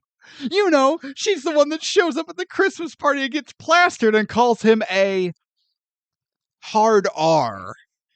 Oh, yes. Which I don't know if we're supposed to laugh at that anymore, but I did because it was funny. She's the one that gets plastered at the company Christmas parties and calls him that is, oh my God. I know it's wildly inappropriate and we don't use that word and whatever, but like, no, that was funny. That was funny. And this guy, he's a brown noser. Your head is so far up Mr. Allen's ass. I don't know where you end and he begins. He just goes on this rant about everyone in the room and then calls Miranda a slut. And he's laughing. At a certain point, they're all laughing too hard. Yes. Because that's just part of the scene. But they're laughing. Everyone else is laughing because Mr. Allen is laughing. Or at least that's my take on it. And then it's the part where Fletcher's literally laughing in Miranda's face, but he's intentionally going too hard to rub it in Miranda's face. And then he leaves the room laughing and immediately Mr. Allen, after Fletcher tells him what he thinks, the way he laughs hysterically bothers the shit out of me. It is so fake. You could totally tell it's so fake. Ugh. Every time I've ever watched this movie, not just through this rewatch. No, ugh. But I liked him better in this than I did Lethal Weapon. Oh my God, that's the Colonel. Yeah. I didn't even put it together at first. That was what the meeting was about. They were trying to figure out how to get rid of Riggs and Murtaugh. Oh my God! And wait, it's in LA. Oh my God! I'm having a moment. Hold on. You honestly didn't recognize him? I recognize him, but I thought I was recognizing him from Liar Liar. Oh, yeah, no. Because I've seen this movie a bunch of times. Yeah. No, oh my God. Wait. You're telling me that sometime shortly after the end of Liar Liar, Mr. Allen dies? Where was Mr. Joshua? Probably making copies down the hall. Mr. Joshua does not come to the office. He's part of the other business, Mr. Allen. He's a remote worker. Yeah. Yeah. Wait a minute. We have now connected Lethal Weapon with how many movies? Oh, every movie we've ever watched that's in LA. Yeah. Yeah. Demolition Man, Liar Liar. I'm sure Die Hard at some point. I think we did do Die. I can't remember. Everything connects back to Lethal Weapon, doesn't it? Yeah. Because Lethal Weapon is that good. It's okay. Slap the shit out of you. It would have been better without Mel Gibson. Now you're just trying to make me mad, and it's working. So now court is in session for the Cole case. It's a divorce trial because a settlement couldn't be reached. Because despite having committed adultery numerous times, 7, and having been caught, Samantha signed a prenup and still wants to go for half of the marital assets. Now, I don't know anything about anything. Well, there's one thing you do know. I don't know anything about prenups, but Idiot. isn't the point of a prenuptial agreement that if you violate it, like you're SOL, Yeah. you don't get anything. It Correct. doesn't matter. You can't even. There's no reason to even go to court. Maybe it depends on the prenup. I don't know. But I mean, it even says in the prenup, he even says that if she's caught, she gets nothing. She gets nothing. Yeah. So it's right there, black and white. So well, yeah, but she would still have a legal right to contest. No, I didn't do anything wrong. Okay. It's up to the prosecution to determine that she did something wrong and violated the prenup. That's what the court case is about. Fletcher is trying to prove that she did not violate the prenup, despite the fact that she violated it every day. But didn't I was under the impression that she even admitted that she did it to her counsel.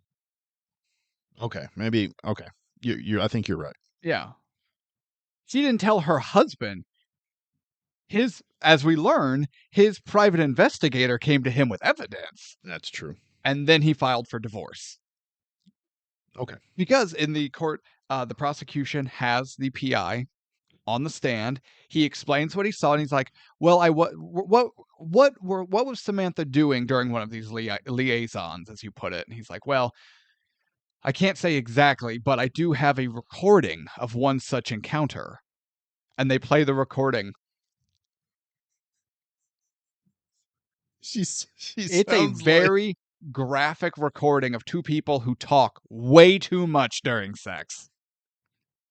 At one point, she sounds like a goose. Yeah. Because she's getting it good. Apparently. Wait, Tevis. Have you never made a woman sound like a goose? No, this is actually wildly important. Tevis, have you never made a woman make goose noises? No, if she sounds like a goose, I'm out. No. No, that's how you know you're doing it right. No, screaming, great.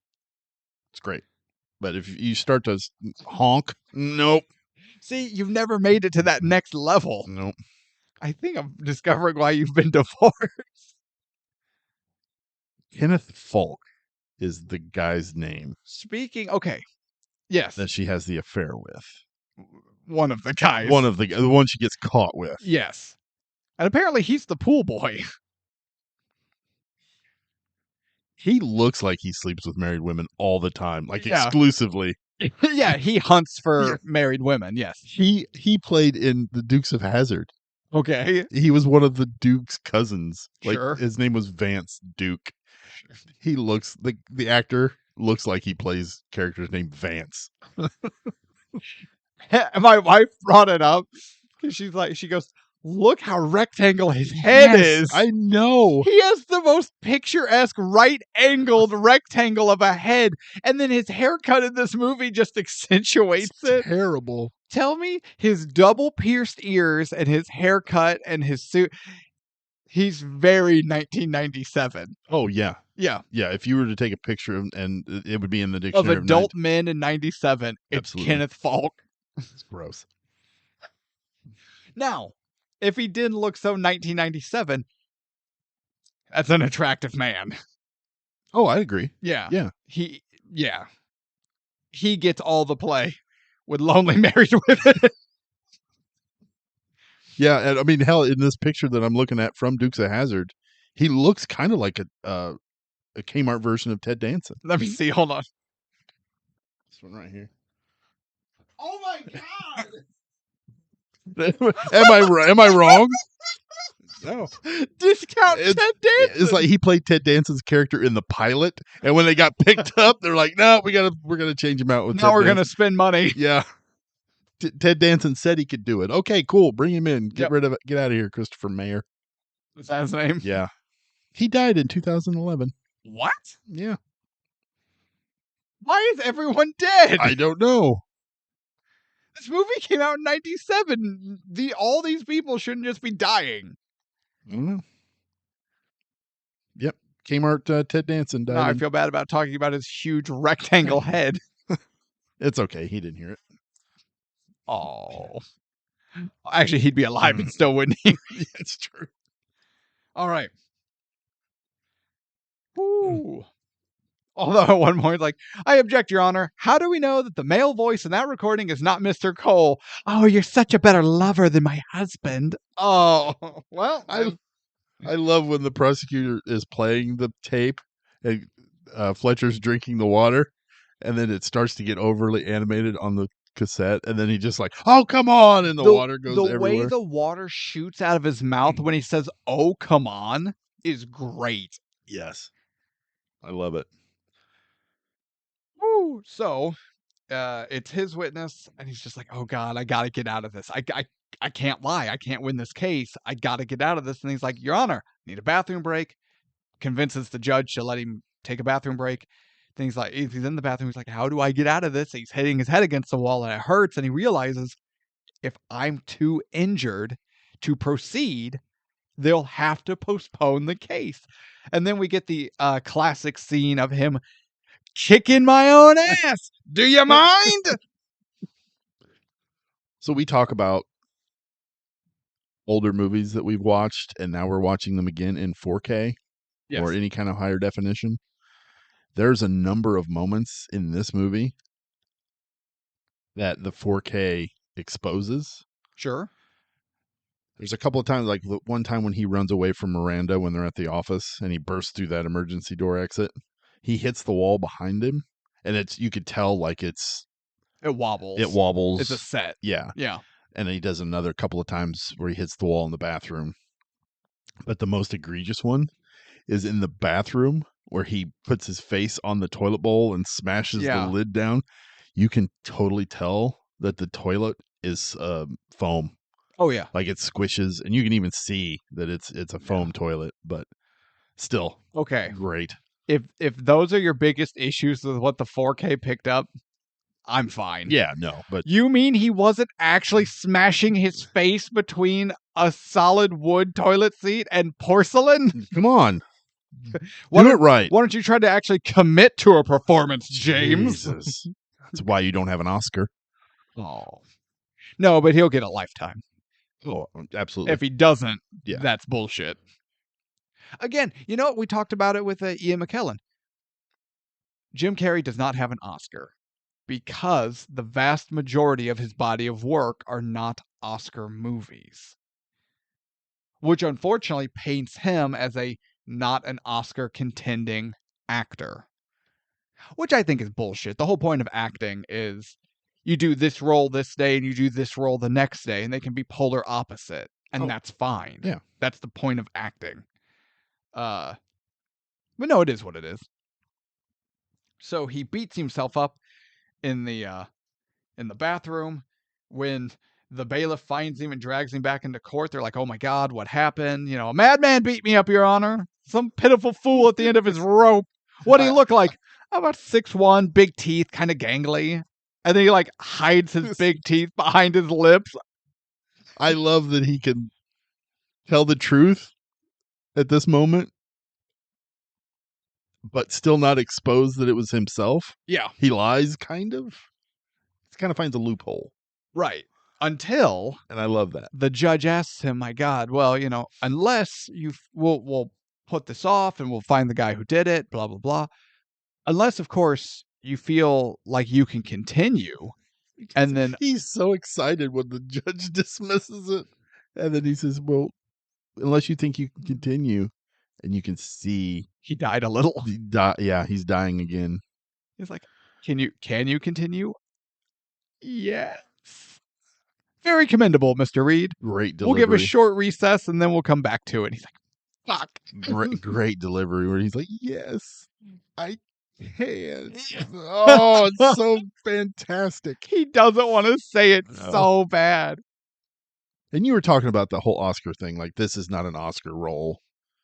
And it's not. But him as an actor from the range of his body of work. Holy shit. What's Spotless Mind? Yeah. Eternal Sunshine of a Spotless Yeah. Mind. Going from what we knew him from in his earlier stuff. In Living Color? Yeah. I like In Living Color. Fire Marshal Bill, who makes a cameo in this movie. Did you not know that? No? Yeah. Oh. Yeah.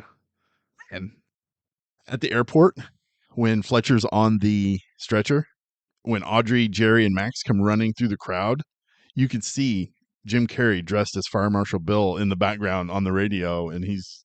Oh, that's amazing. Yeah. But from his early body of work through all of his comedic roles, and then he does shit like the, Spotless Mind, and some of his more serious stuff. He is a good actor. Man, I know the movie. I've seen it a few times. What is the name of it? Where his whole life since he was born was a reality TV show? Oh, The Truman Show. Truman Show. Yeah. Thank you. How did The Truman Show not get an Oscar? Or did it? I don't know. Jim Carrey and Ed Motherkin Harris. I'll look that up. But regardless, that's why, if nothing else, Jim Carrey already deserves a Lifetime Achievement Award. Oh, I agree. Yeah. No, it was nominated for 3 Oscars. Okay. I don't know what. Were any of them for Jim Carrey? Because I bet they weren't. Oh, no. Best Actor, Ed Harris. He's the supporting actor, Yeah. the lead Oh, actor. no, sorry. Best Actor in a Supporting Role. Yeah. Okay, there it yes. is. Best Director. Sorry. Are you dying? I'm dying. Best Director and Best Writing Screenplay.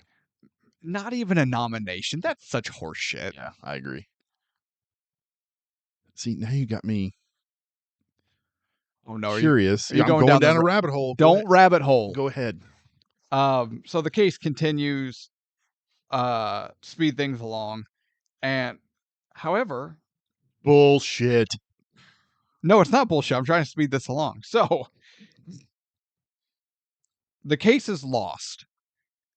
The judge is getting ready to give the verdict and pound the gavel when all of a sudden Fletcher has a realization and asks the judge permission to send one more person up to the stand. And the judge even says, "It is only through sheer morbid curiosity that I'm allowing this." And Fletcher calls Samantha up to the stand herself. And using a copy of her driver's license, says, "Okay, it says here you're blonde. Is that true?" Because you know what? If you don't want to say, maybe it's on the tape, And he goes to, "I'm a brunette." Oh, okay. It says here you weigh, what is it, 115 pounds. Yeah, in your bra. It's like, I'm 127, whatever. And it says here you were born in 1963. But that's not true either, is it? Come to find out, she was born in 65. Meaning, when she signed the prenup, she was only 17. And no minor in the state of California can enter any legally binding agreement or contract without parental consent, including prenuptial agreement. She was underage when she signed the contract, meaning the contract is void, the prenup is meaningless.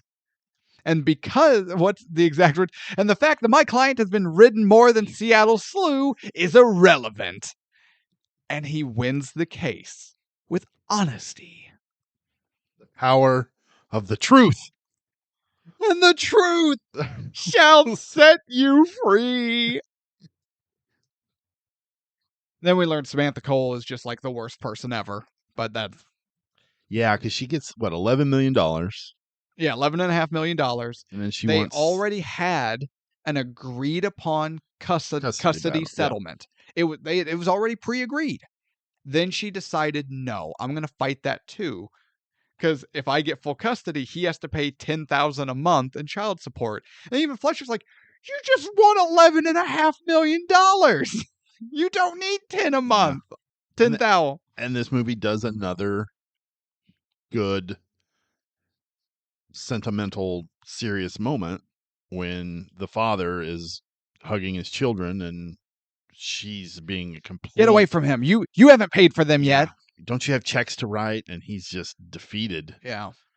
And man, that was a good moment. And you could tell the husband/dad losing the prenup battle was one thing, and he was upset about it, but he was okay.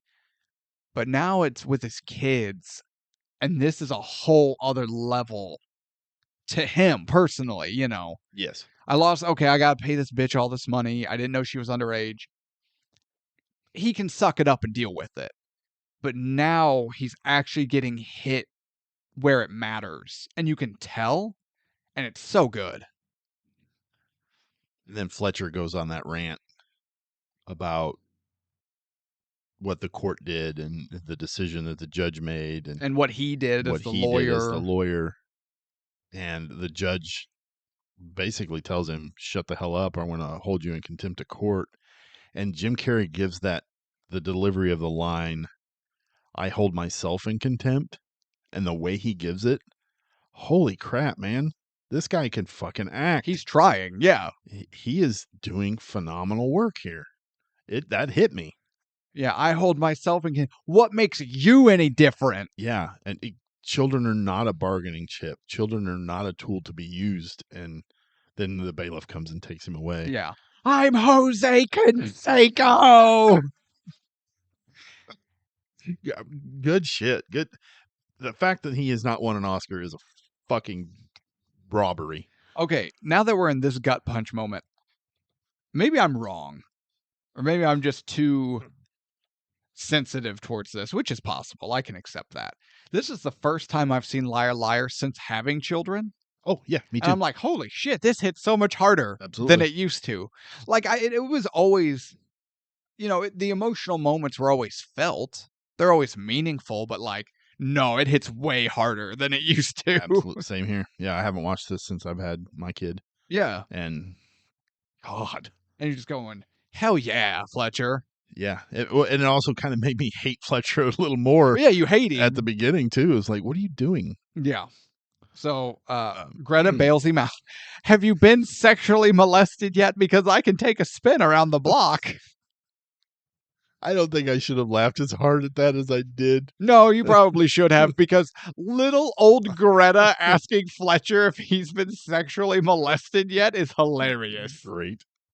I can take a stroll around the block. She bails him out. He rushes to the airport because Audrey and Max are with Jerry heading to the airport to move with him to Boston, and he has got to catch them. Okay. Question. You don't have to raise your hand. I want to be polite. Since when? I'm turning over a new leaf. They're not moving at this point. They're going to look at houses.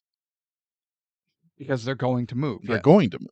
But they're going to look at houses, and then they'll be back. Presumably, but not guaranteed. It doesn't say they're going to look at houses. The movie says they're leaving with Jerry for Boston. Yeah, because I thought that's what the whole deal was. She even tells him, we're going to Boston to look at houses. Mm-hmm. They haven't packed anything other than a small bag. Yeah, like for the weekend. So they're going for the weekend. Why does he have to go to the airport right away? Well, there's a level of a level of finality to. Well, I kind of said yes, and then we picked out a house and a neighborhood and a school district. Like, yeah, I mean, I get that, but there's okay.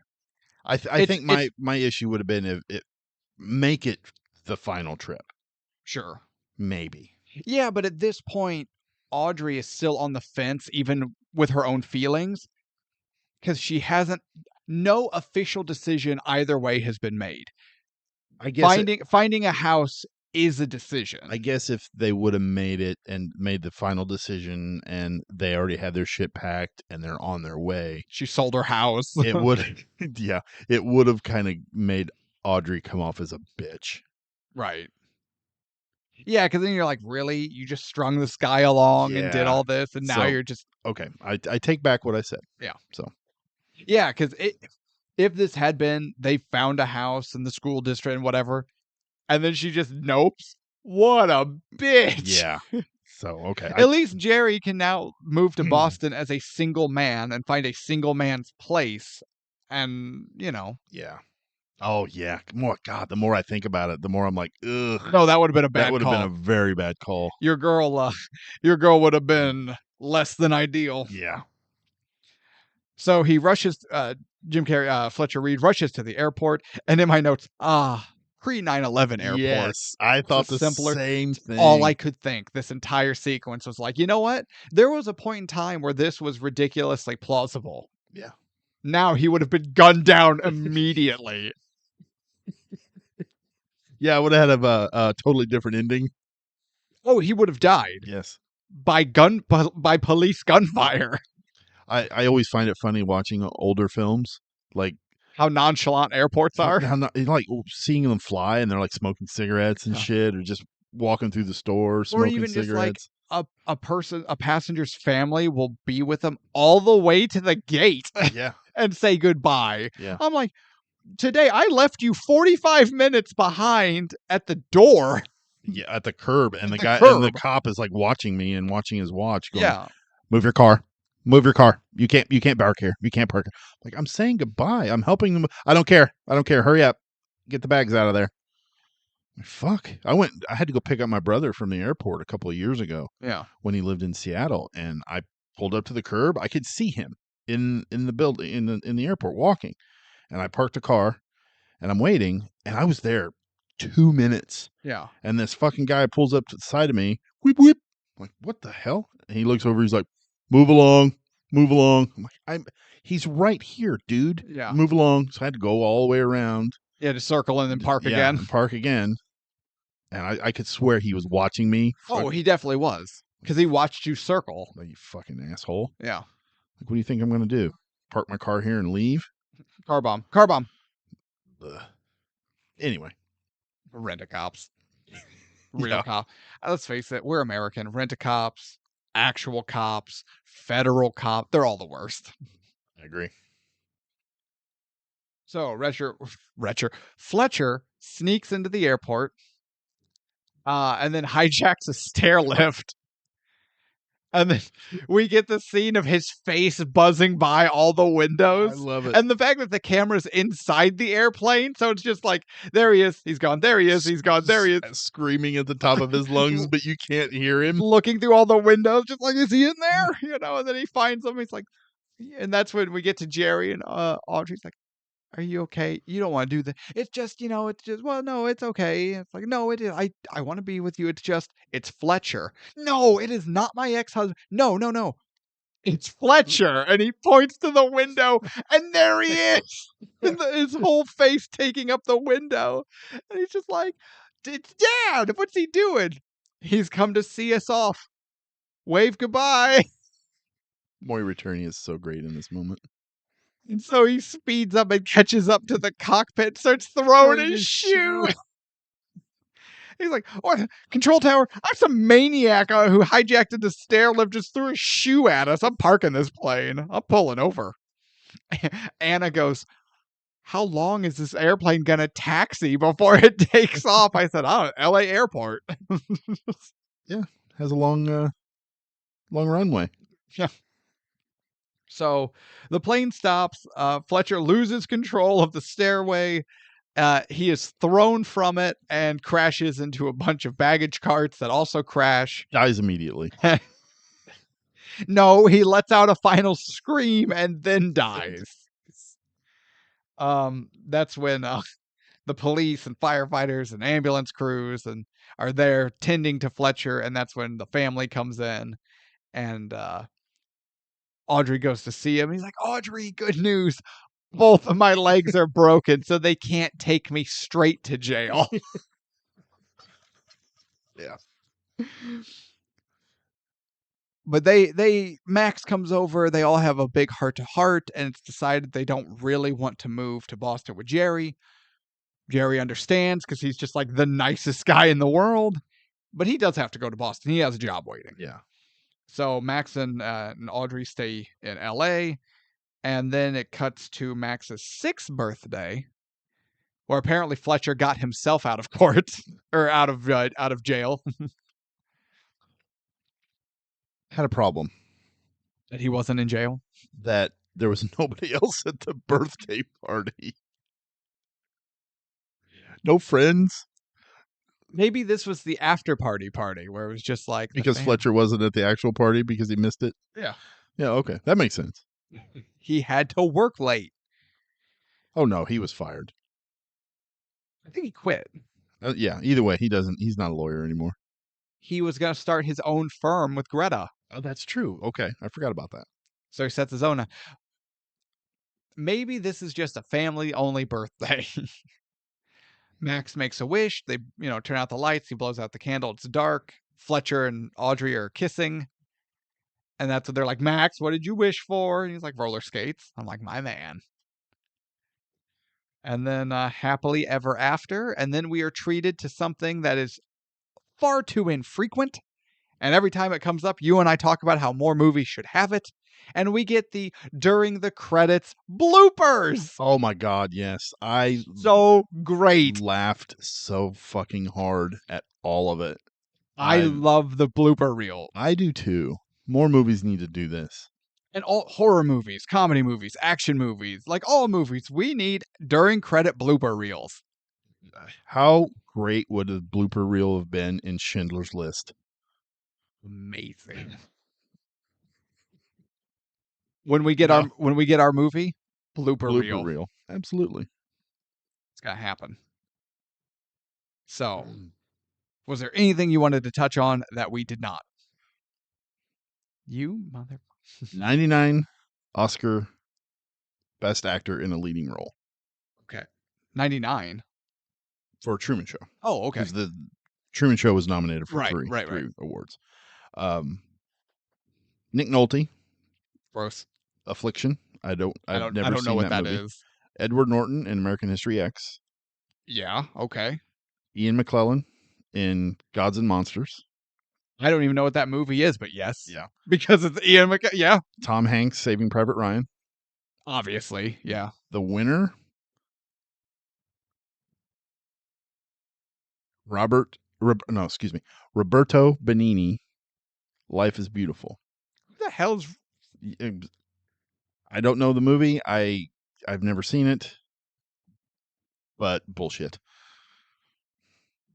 Very possibly. Yeah. Just knowing the actors that unknown man is up against in a movie I've never heard of versus movies I have heard of. Yeah. What does that have to do with Jim Carrey and his Oscar robbery? Because he was, one, not nominated.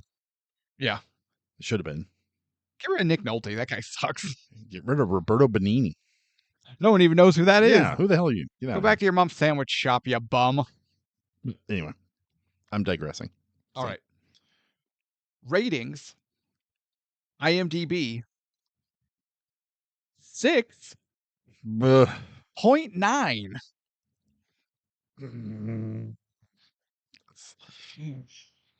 Okay, go ahead. I'm going to hold back. Rotten Tomatoes. 83% for a ticket price grand total of $152. So lower middle. Okay. That 69 hurt it. Yeah, that's... If IMDb had rated it accurately, this would have been a high middle. Yeah, IMDb needs to come up about 7 or 8 points. I'd even be good with a full 10. Because that would still be 7.9. Yeah. And to me, this is an 80-ish movie. Yeah, I'm in the same category. 83? Yeah, I'm good with that. 6.9? No. Way too low. Blow it out your ass, Howard. Yeah, 6.9. That's Roberto Benigni winning Best Actor. All right. Reviews. Ebert. Uh,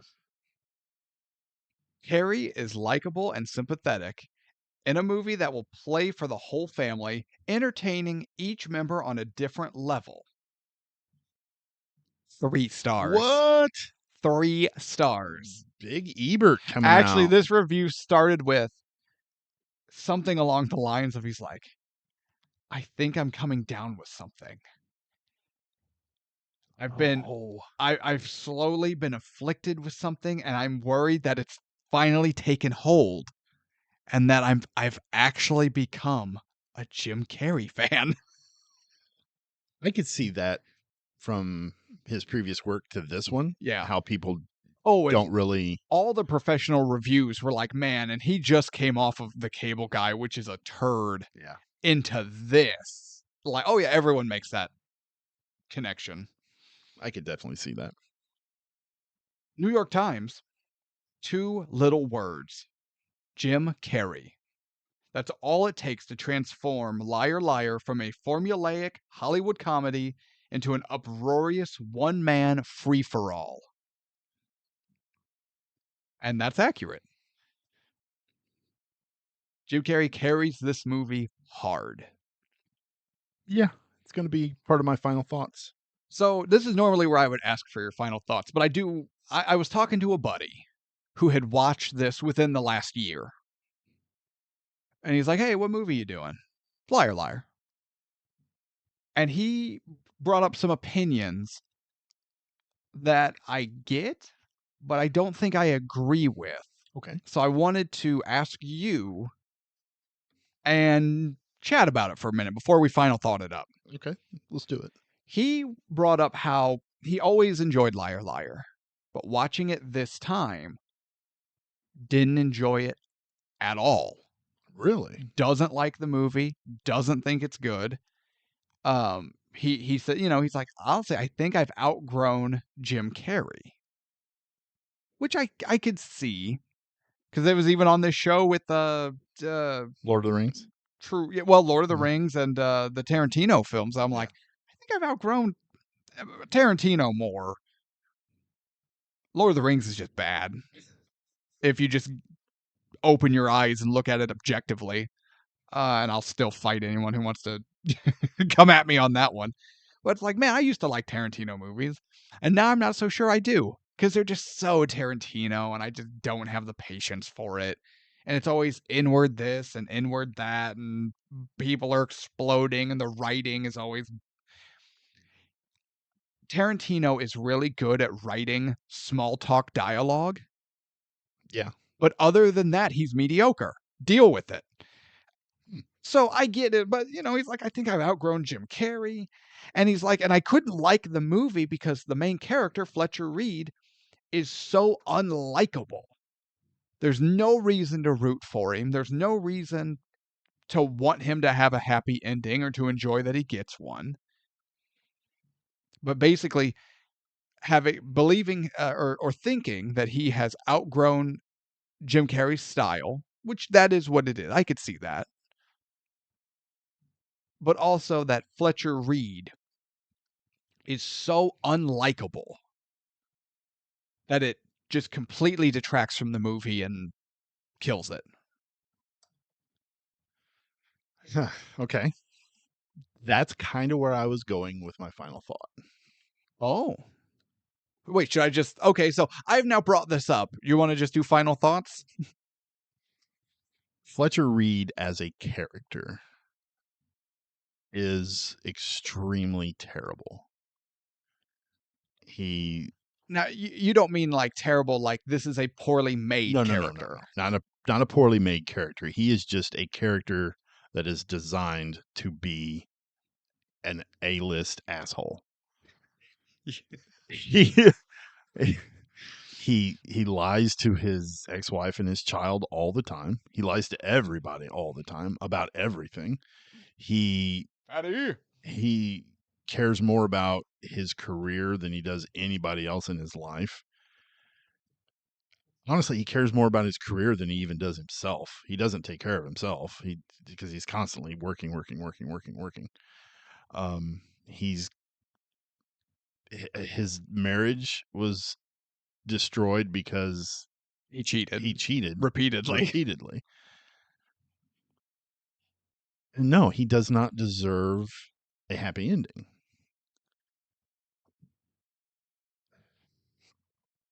Without Jim Carrey as this character, this movie doesn't work. We had the same problem with last week's show, the movie that we did, Easy A. Mm-hmm. This is the second movie we've done this is in a row, actually, about lies. Yes, it is. Yeah, So you're not wrong. Robin Williams was offered the role of Fletcher Reed. He declined it. Steve Martin turned it down. Gross. I like both of those actors. I don't know if that works with this character the way he's built with either one of those Sure. guys.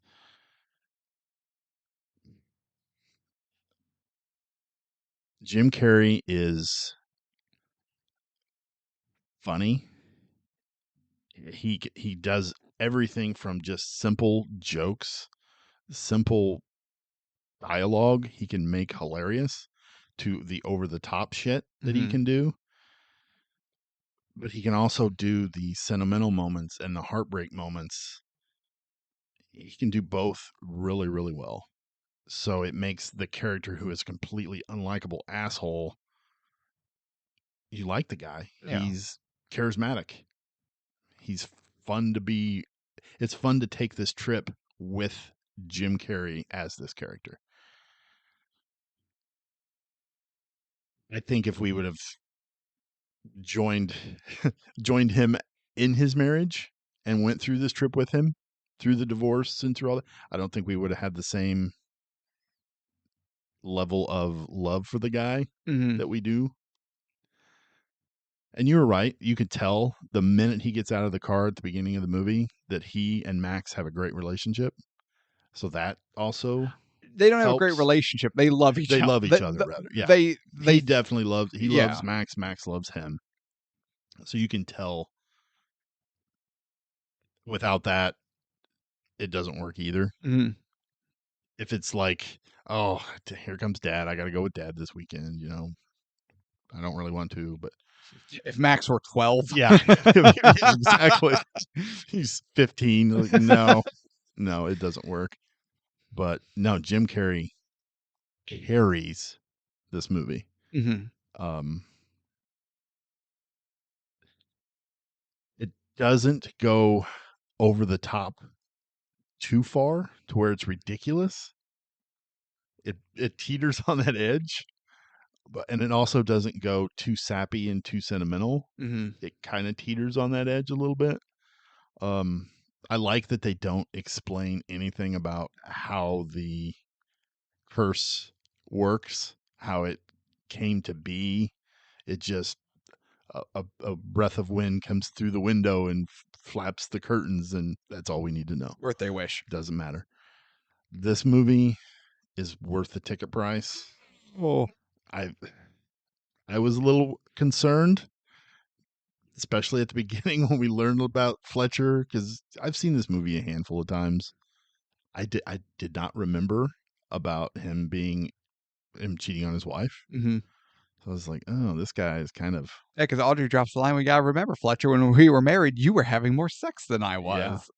yeah. I don't remember that, but no, this movie's great. It's funny as hell. The end credits, the blooper reel. Please bring that back. And oh my God, Moira Tierney. So, real quick, this has nothing to do with anything. In real life, you see these guys who are like successful and their wives are just smoking hot and they still cheat on them. And I'm like, dude, what are you do? Was it Schwarzenegger who cheated on his wife with like the maid? The maid. And it's like, dude, what are you doing? Like, but it's not just him. No. I'm just like, guys. Yeah, I think it's that. Would you cheat on Moira Yeah. Tierney? Absolutely not. Absolutely not. Now, wait a minute. Would you be willing to change your name to Moira Tierney? Should we start sending out email feelers to Moira and Jennifer Connelly? I mean, no. I haven't received anything back from Jennifer Connelly, so So you're telling me there's um, she hasn't said no, which means there's a chance. Samsonite. I was way off. Yeah, Okay. liar. Worth it. All right. Check it out. So to touch on what my buddy was talking about for a second, I can't speak to if someone personally feels like they've outgrown Jim Carrey's style of comedy because that's very much a personal thing, and his is more often than not cartoonish, borderline, more of a childish style. So I get that, if you have or haven't, either way, that's fine. That's cool. But I do have to disagree with him on Fletcher being a completely unlikable character and it spoils the movie. Fletcher Reed is the type of character that he's a terrible person. He's supposed to be a terrible person, but you still like him and feel empathy towards him because he is charismatic. He's funny. You'd like to be around him. Yeah. At least in small doses, a little bit at a time. Much like Bill Murray in Groundhog's Day. Absolutely. And I'm going to make a lot of Groundhog's Day comparisons. There's a reason Groundhog's Day worked. He was a bad guy that we could like because he was funny. So we enjoyed seeing him and hearing him what he had to say because he was going to make us laugh. But all throughout the movie, he's being punished for being a bad guy. Absolutely. Liar is the exact same thing. You have a very charismatic guy who's funny to be around, so we like him. Cool. We learn he's a bad guy. Well, okay, that's not great, but we're going to be interested to see what he does because he is funny and charismatic. Then the whole movie is him being brutally punished in every conceivable way. So he's paying the price. Exactly. And we get to see, a little bit at a time, him grow. Not only is he being forced tortured.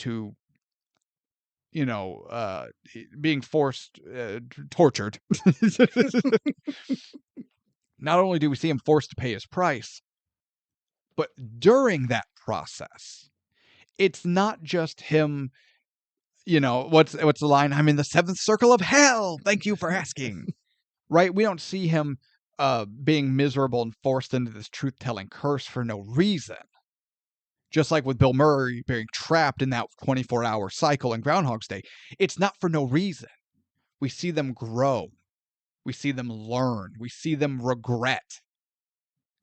And then we see them wanting to make a change and then taking the steps to make that change. Yes. Would I want to hang out with Fletcher Reed for 2 hours without watching him grow and become a better person? No. Would I want to just follow him through his day, listening to him lie to everybody in his life for 2 hours? No. No. So with your point, without the punishment and him learning and growing, it's not a fun person to be around for that long. Right. Think about Bill Murray's character. Yeah, he's funny because he's mean to people. But if he were just that mean prima donna for 2 hours, it's not. That's going to get real old real fast. Yeah. And you as an audience member are going to bail. But if we establish that here is a jerk who also happens to be funny, so the scenes they're in, you can enjoy because they're charismatic and funny. Oh, but also, no, it's just everything bad is happening to them. Now you can enjoy it even more. Absolutely. Because you're enjoying the cosmic comeuppance that the character's receiving while the charismatic person is also doing and saying witty things. So to me, it works. If Fletcher were Jerry and still went through this, you'd go, why? He doesn't deserve it. Absolutely. You don't have a movie. The story doesn't work. You have to punish a bad guy. So to me, you have the bad guy protagonist who builds a relationship with the audience because he is charismatic and funny. And then we can also enjoy him being tortured for, an hour and a half. All the while we see them learn and it's not like certain movies like Happy Death Day, where all of a sudden towards the end of the movie there's the big grand light bulb epiphany and now everything's better. I hate that shit. I hate it. Hate it because that's not how life works. But the slow piece by piece we're seeing the change because it feels organic to where it all culminates into his big explosion at his bosses, at the judge. He gets arrested. And we're like, he's turned a page. And then we see him sacrifice life and limb to get to his son. And you're rooting for him. You want him to stop the plane at that point because he deserves to make it. If he were just a dick, you'd be like, I hope he gets there just in time to see the plane take off. Yeah, and gets clipped by a tire. Yeah. Yeah. And then he gets run over by the staircase. So that is my disagreement, I think. I'm not saying anyone's right or wrong. I'm just saying I disagree and here's why. So let me ask you, because it matters that it's Jim Carrey, the actor portraying this character. Yes. Let's say it was Mr. Allen, the actor who played Mr. Allen. Sure. Would it have worked? See, okay. I don't know Mr. Allen. I don't know the Colonel. Let's say it was Robin Williams. That because he was up for the role, you said. Right. I He's played this guy. I personally find it unfair to say Robin Williams could not pull this off because the final version we're seeing is filmed, edited, and the writing tweaked for Jim Carrey. We're not seeing a final product tweaked for Robin Williams. We've seen it though. Hook. He was essentially the same character. Yes. But that is not the same movie. We don't see the same character go through the same journey. Yeah, but I don't know.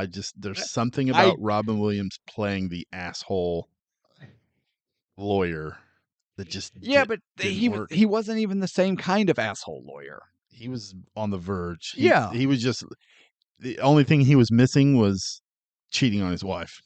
We just didn't see it. Yeah. A finished version, polished and tweaked for Robin Williams and his performance style and his acting style, I'm still saying could have worked.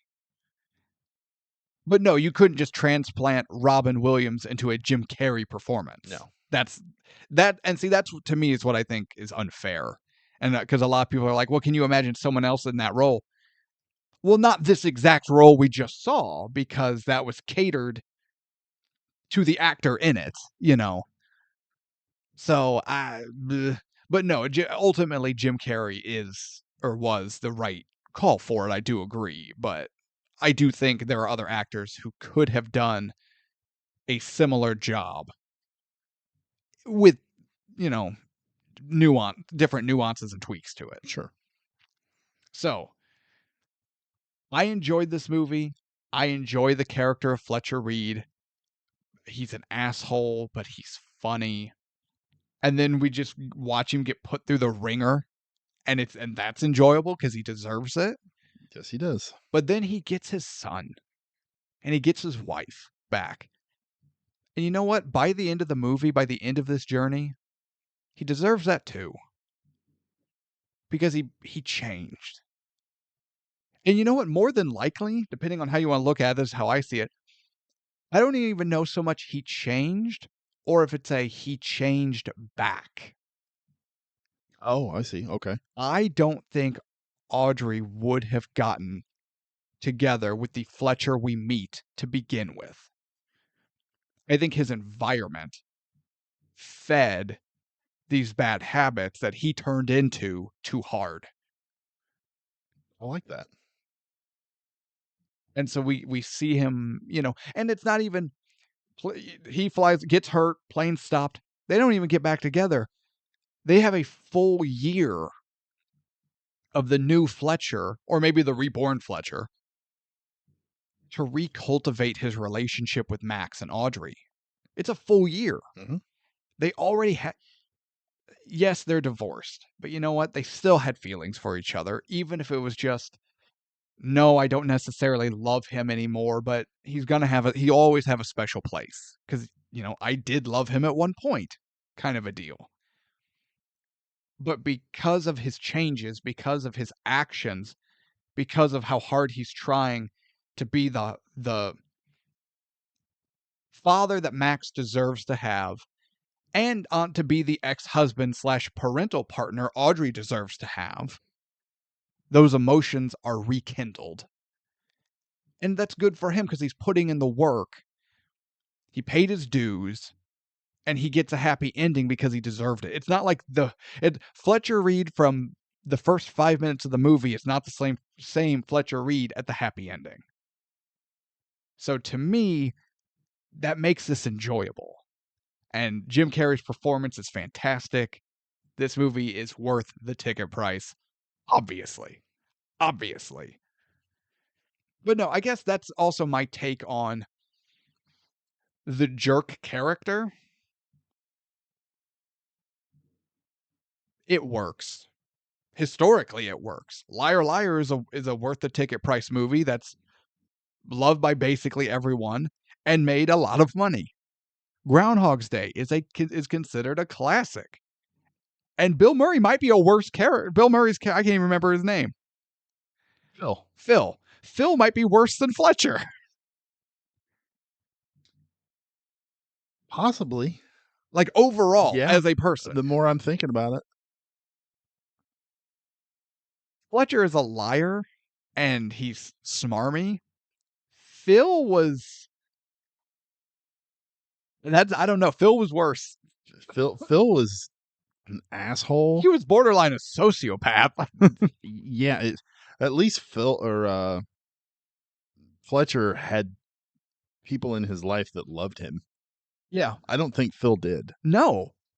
Because why would you? Yeah. So, done right, these characters work if they're charismatic enough to hold our interest and we see them get put in their place. Absolutely. All right. So, 97's Liar Liar with Jim Carrey, worth the ticket price. Where's the hat? Hat time. I don't remember whose turn it is. It's my turn. Your turn. All right. I feel it. You are going to pull Night and Day. I'm going to put it back. Hey, you can't just put, no, but your hand is on a piece of paper. You have to pull it out. Okay. Night and Day, Night and Day, Night and Day, Night and Day. Okay.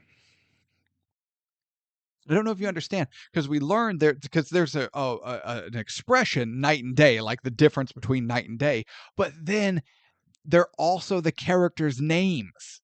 That's because night it's spelled KN, right? It's Like phenomenal. a night, and then day. No, they're also the characters' names. Phenomenal Tevis. writing. Phenomenal writing. I don't know if you understand. This is amazing writing right here. The greatest I've ever. So it works on two different levels. Does it? Okay. Denzel Washington. Denzel Washington's not night and day. I know. That's why I'm so happy. Oh. Wait, is this our first Denzel movie? I think it is. How has it taken 69 episodes to get to Denzel? We've done 60 fucking Steven Spielberg movies, but only one Jim Carrey one and one finally Denzel. All right, okay, Denzel. And how many Mel Gibson movies have we done? How dare you? Those are deserved. All but one. Fucking Patriot. Fuck you. Turd. You're a turd. Worst movie. You're the worst movie we've done. Out of 68 movies, Patriot is 70th. You're just saying that to make me. You are the only person who doesn't like the Patriot. Okay. All right, Denzel. 2014. That's the year the movie came out, Right. not the name of the movie. Oh, okay. Okay, So I didn't want you to Denzel, think it was like Stanley Kubrick. 2014. Okay. Used to be a TV show. Was based on a TV show. Yeah, It's a TV show now with Queen Latifah. Queen Latifah's still doing things? Yes, I had no idea. it's The Equalizer. The Equalizer was a TV show? You didn't know it was a TV show? Now is a TV show? Yeah. No. Yeah. No, I It didn't was know. on CBS, I think, Sure. back in like late 80s, I believe, Well, early 90s. I was born in 90. I know. Shut your face. Shut your I know. face. Shut up. Shut up. I know you were already 29 or whatever. Fucking 40. I know you. I'm like Robert Duvall. I came out of the womb and I was 45. The doctor's like, it's a man. No. Wait a minute. Everyone shut up. Shut. That is the greatest joke you've ever told in your life. We have just witnessed the greatest joke. Thank you. Thank you. You're so old when you were born. The doctor went, congratulations, Mrs. Poe. It's a man. I'm stealing that.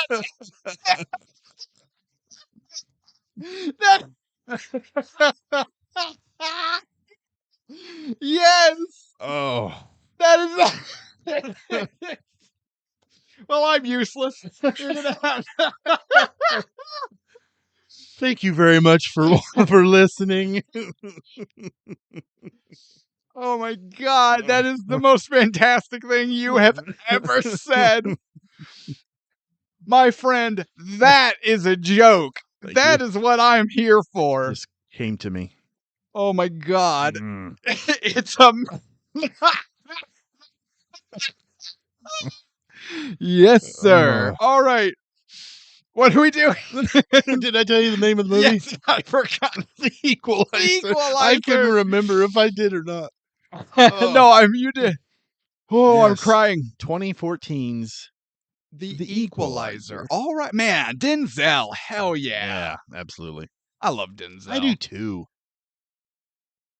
Mr. Washington. It's Mr. Washington. Yes, it is. If you want to come on the show and talk about your favorite movies or literally anything else, we would love to have. It would be an honor to have an icon. Yeah, it would. I'd be completely worthless. See, we jokingly invite celebrities all the like. It's one of our ongoing jokes, right? Mel Gibson, Denzel, whoever. Mr. Washington. Mr. Washington. I love Mel, so it's Mel. But, it's Mr. Washington. Yeah, because we admire the man. Yeah. It's Mr. Washington. You know who we also admire? Who? And you know what? I know what I want to talk to Denzel Washington about.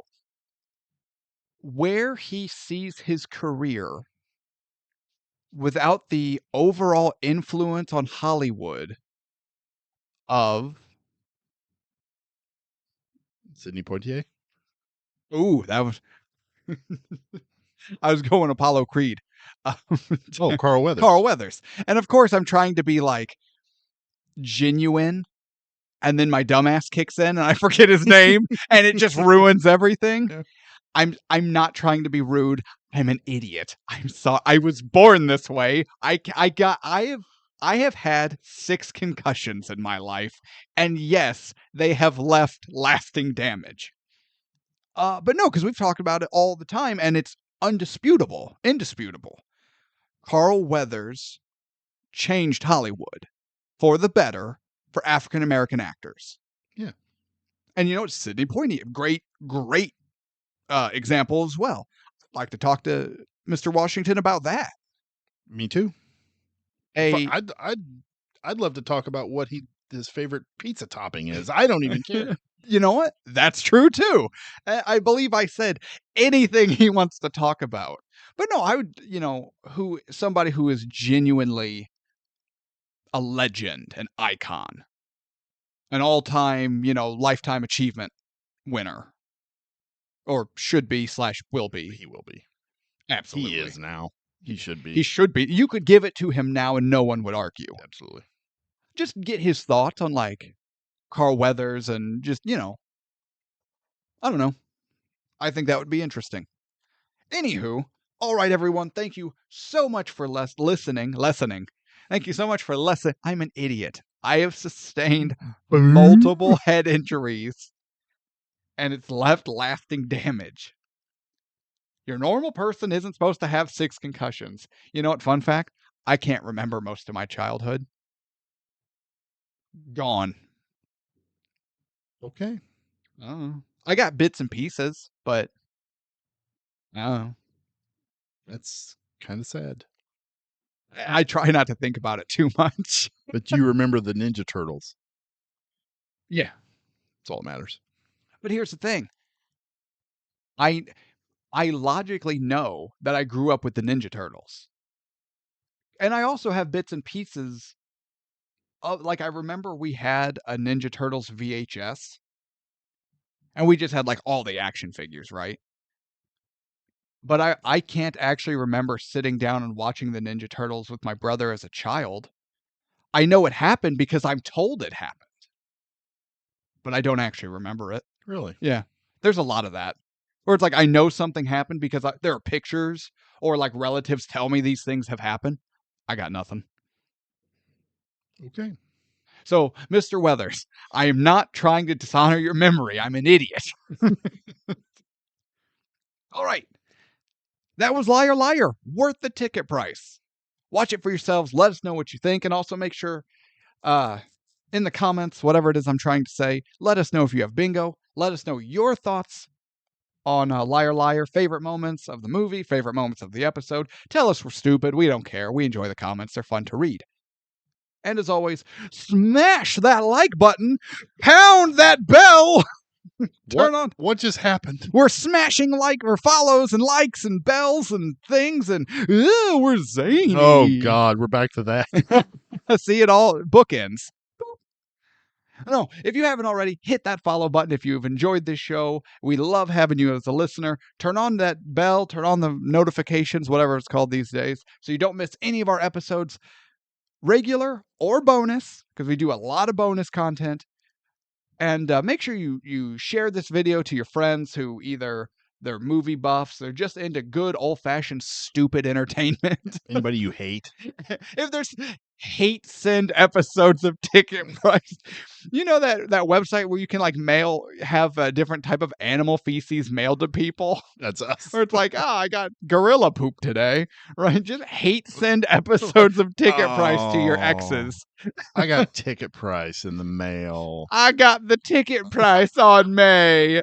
Oh, dang. Send them the episode of Show Dirt. Shitty movie. Shit. In more ways than one. He got the poopy on him, Tevis. So after you followed, turned on notifications, and sent this clip or this episode to all of your friends and relatives, every single friend, relative, and stranger you pass on the street, you may at that point have my permission to take care of yourselves, take care of each other, and as always, have a good night.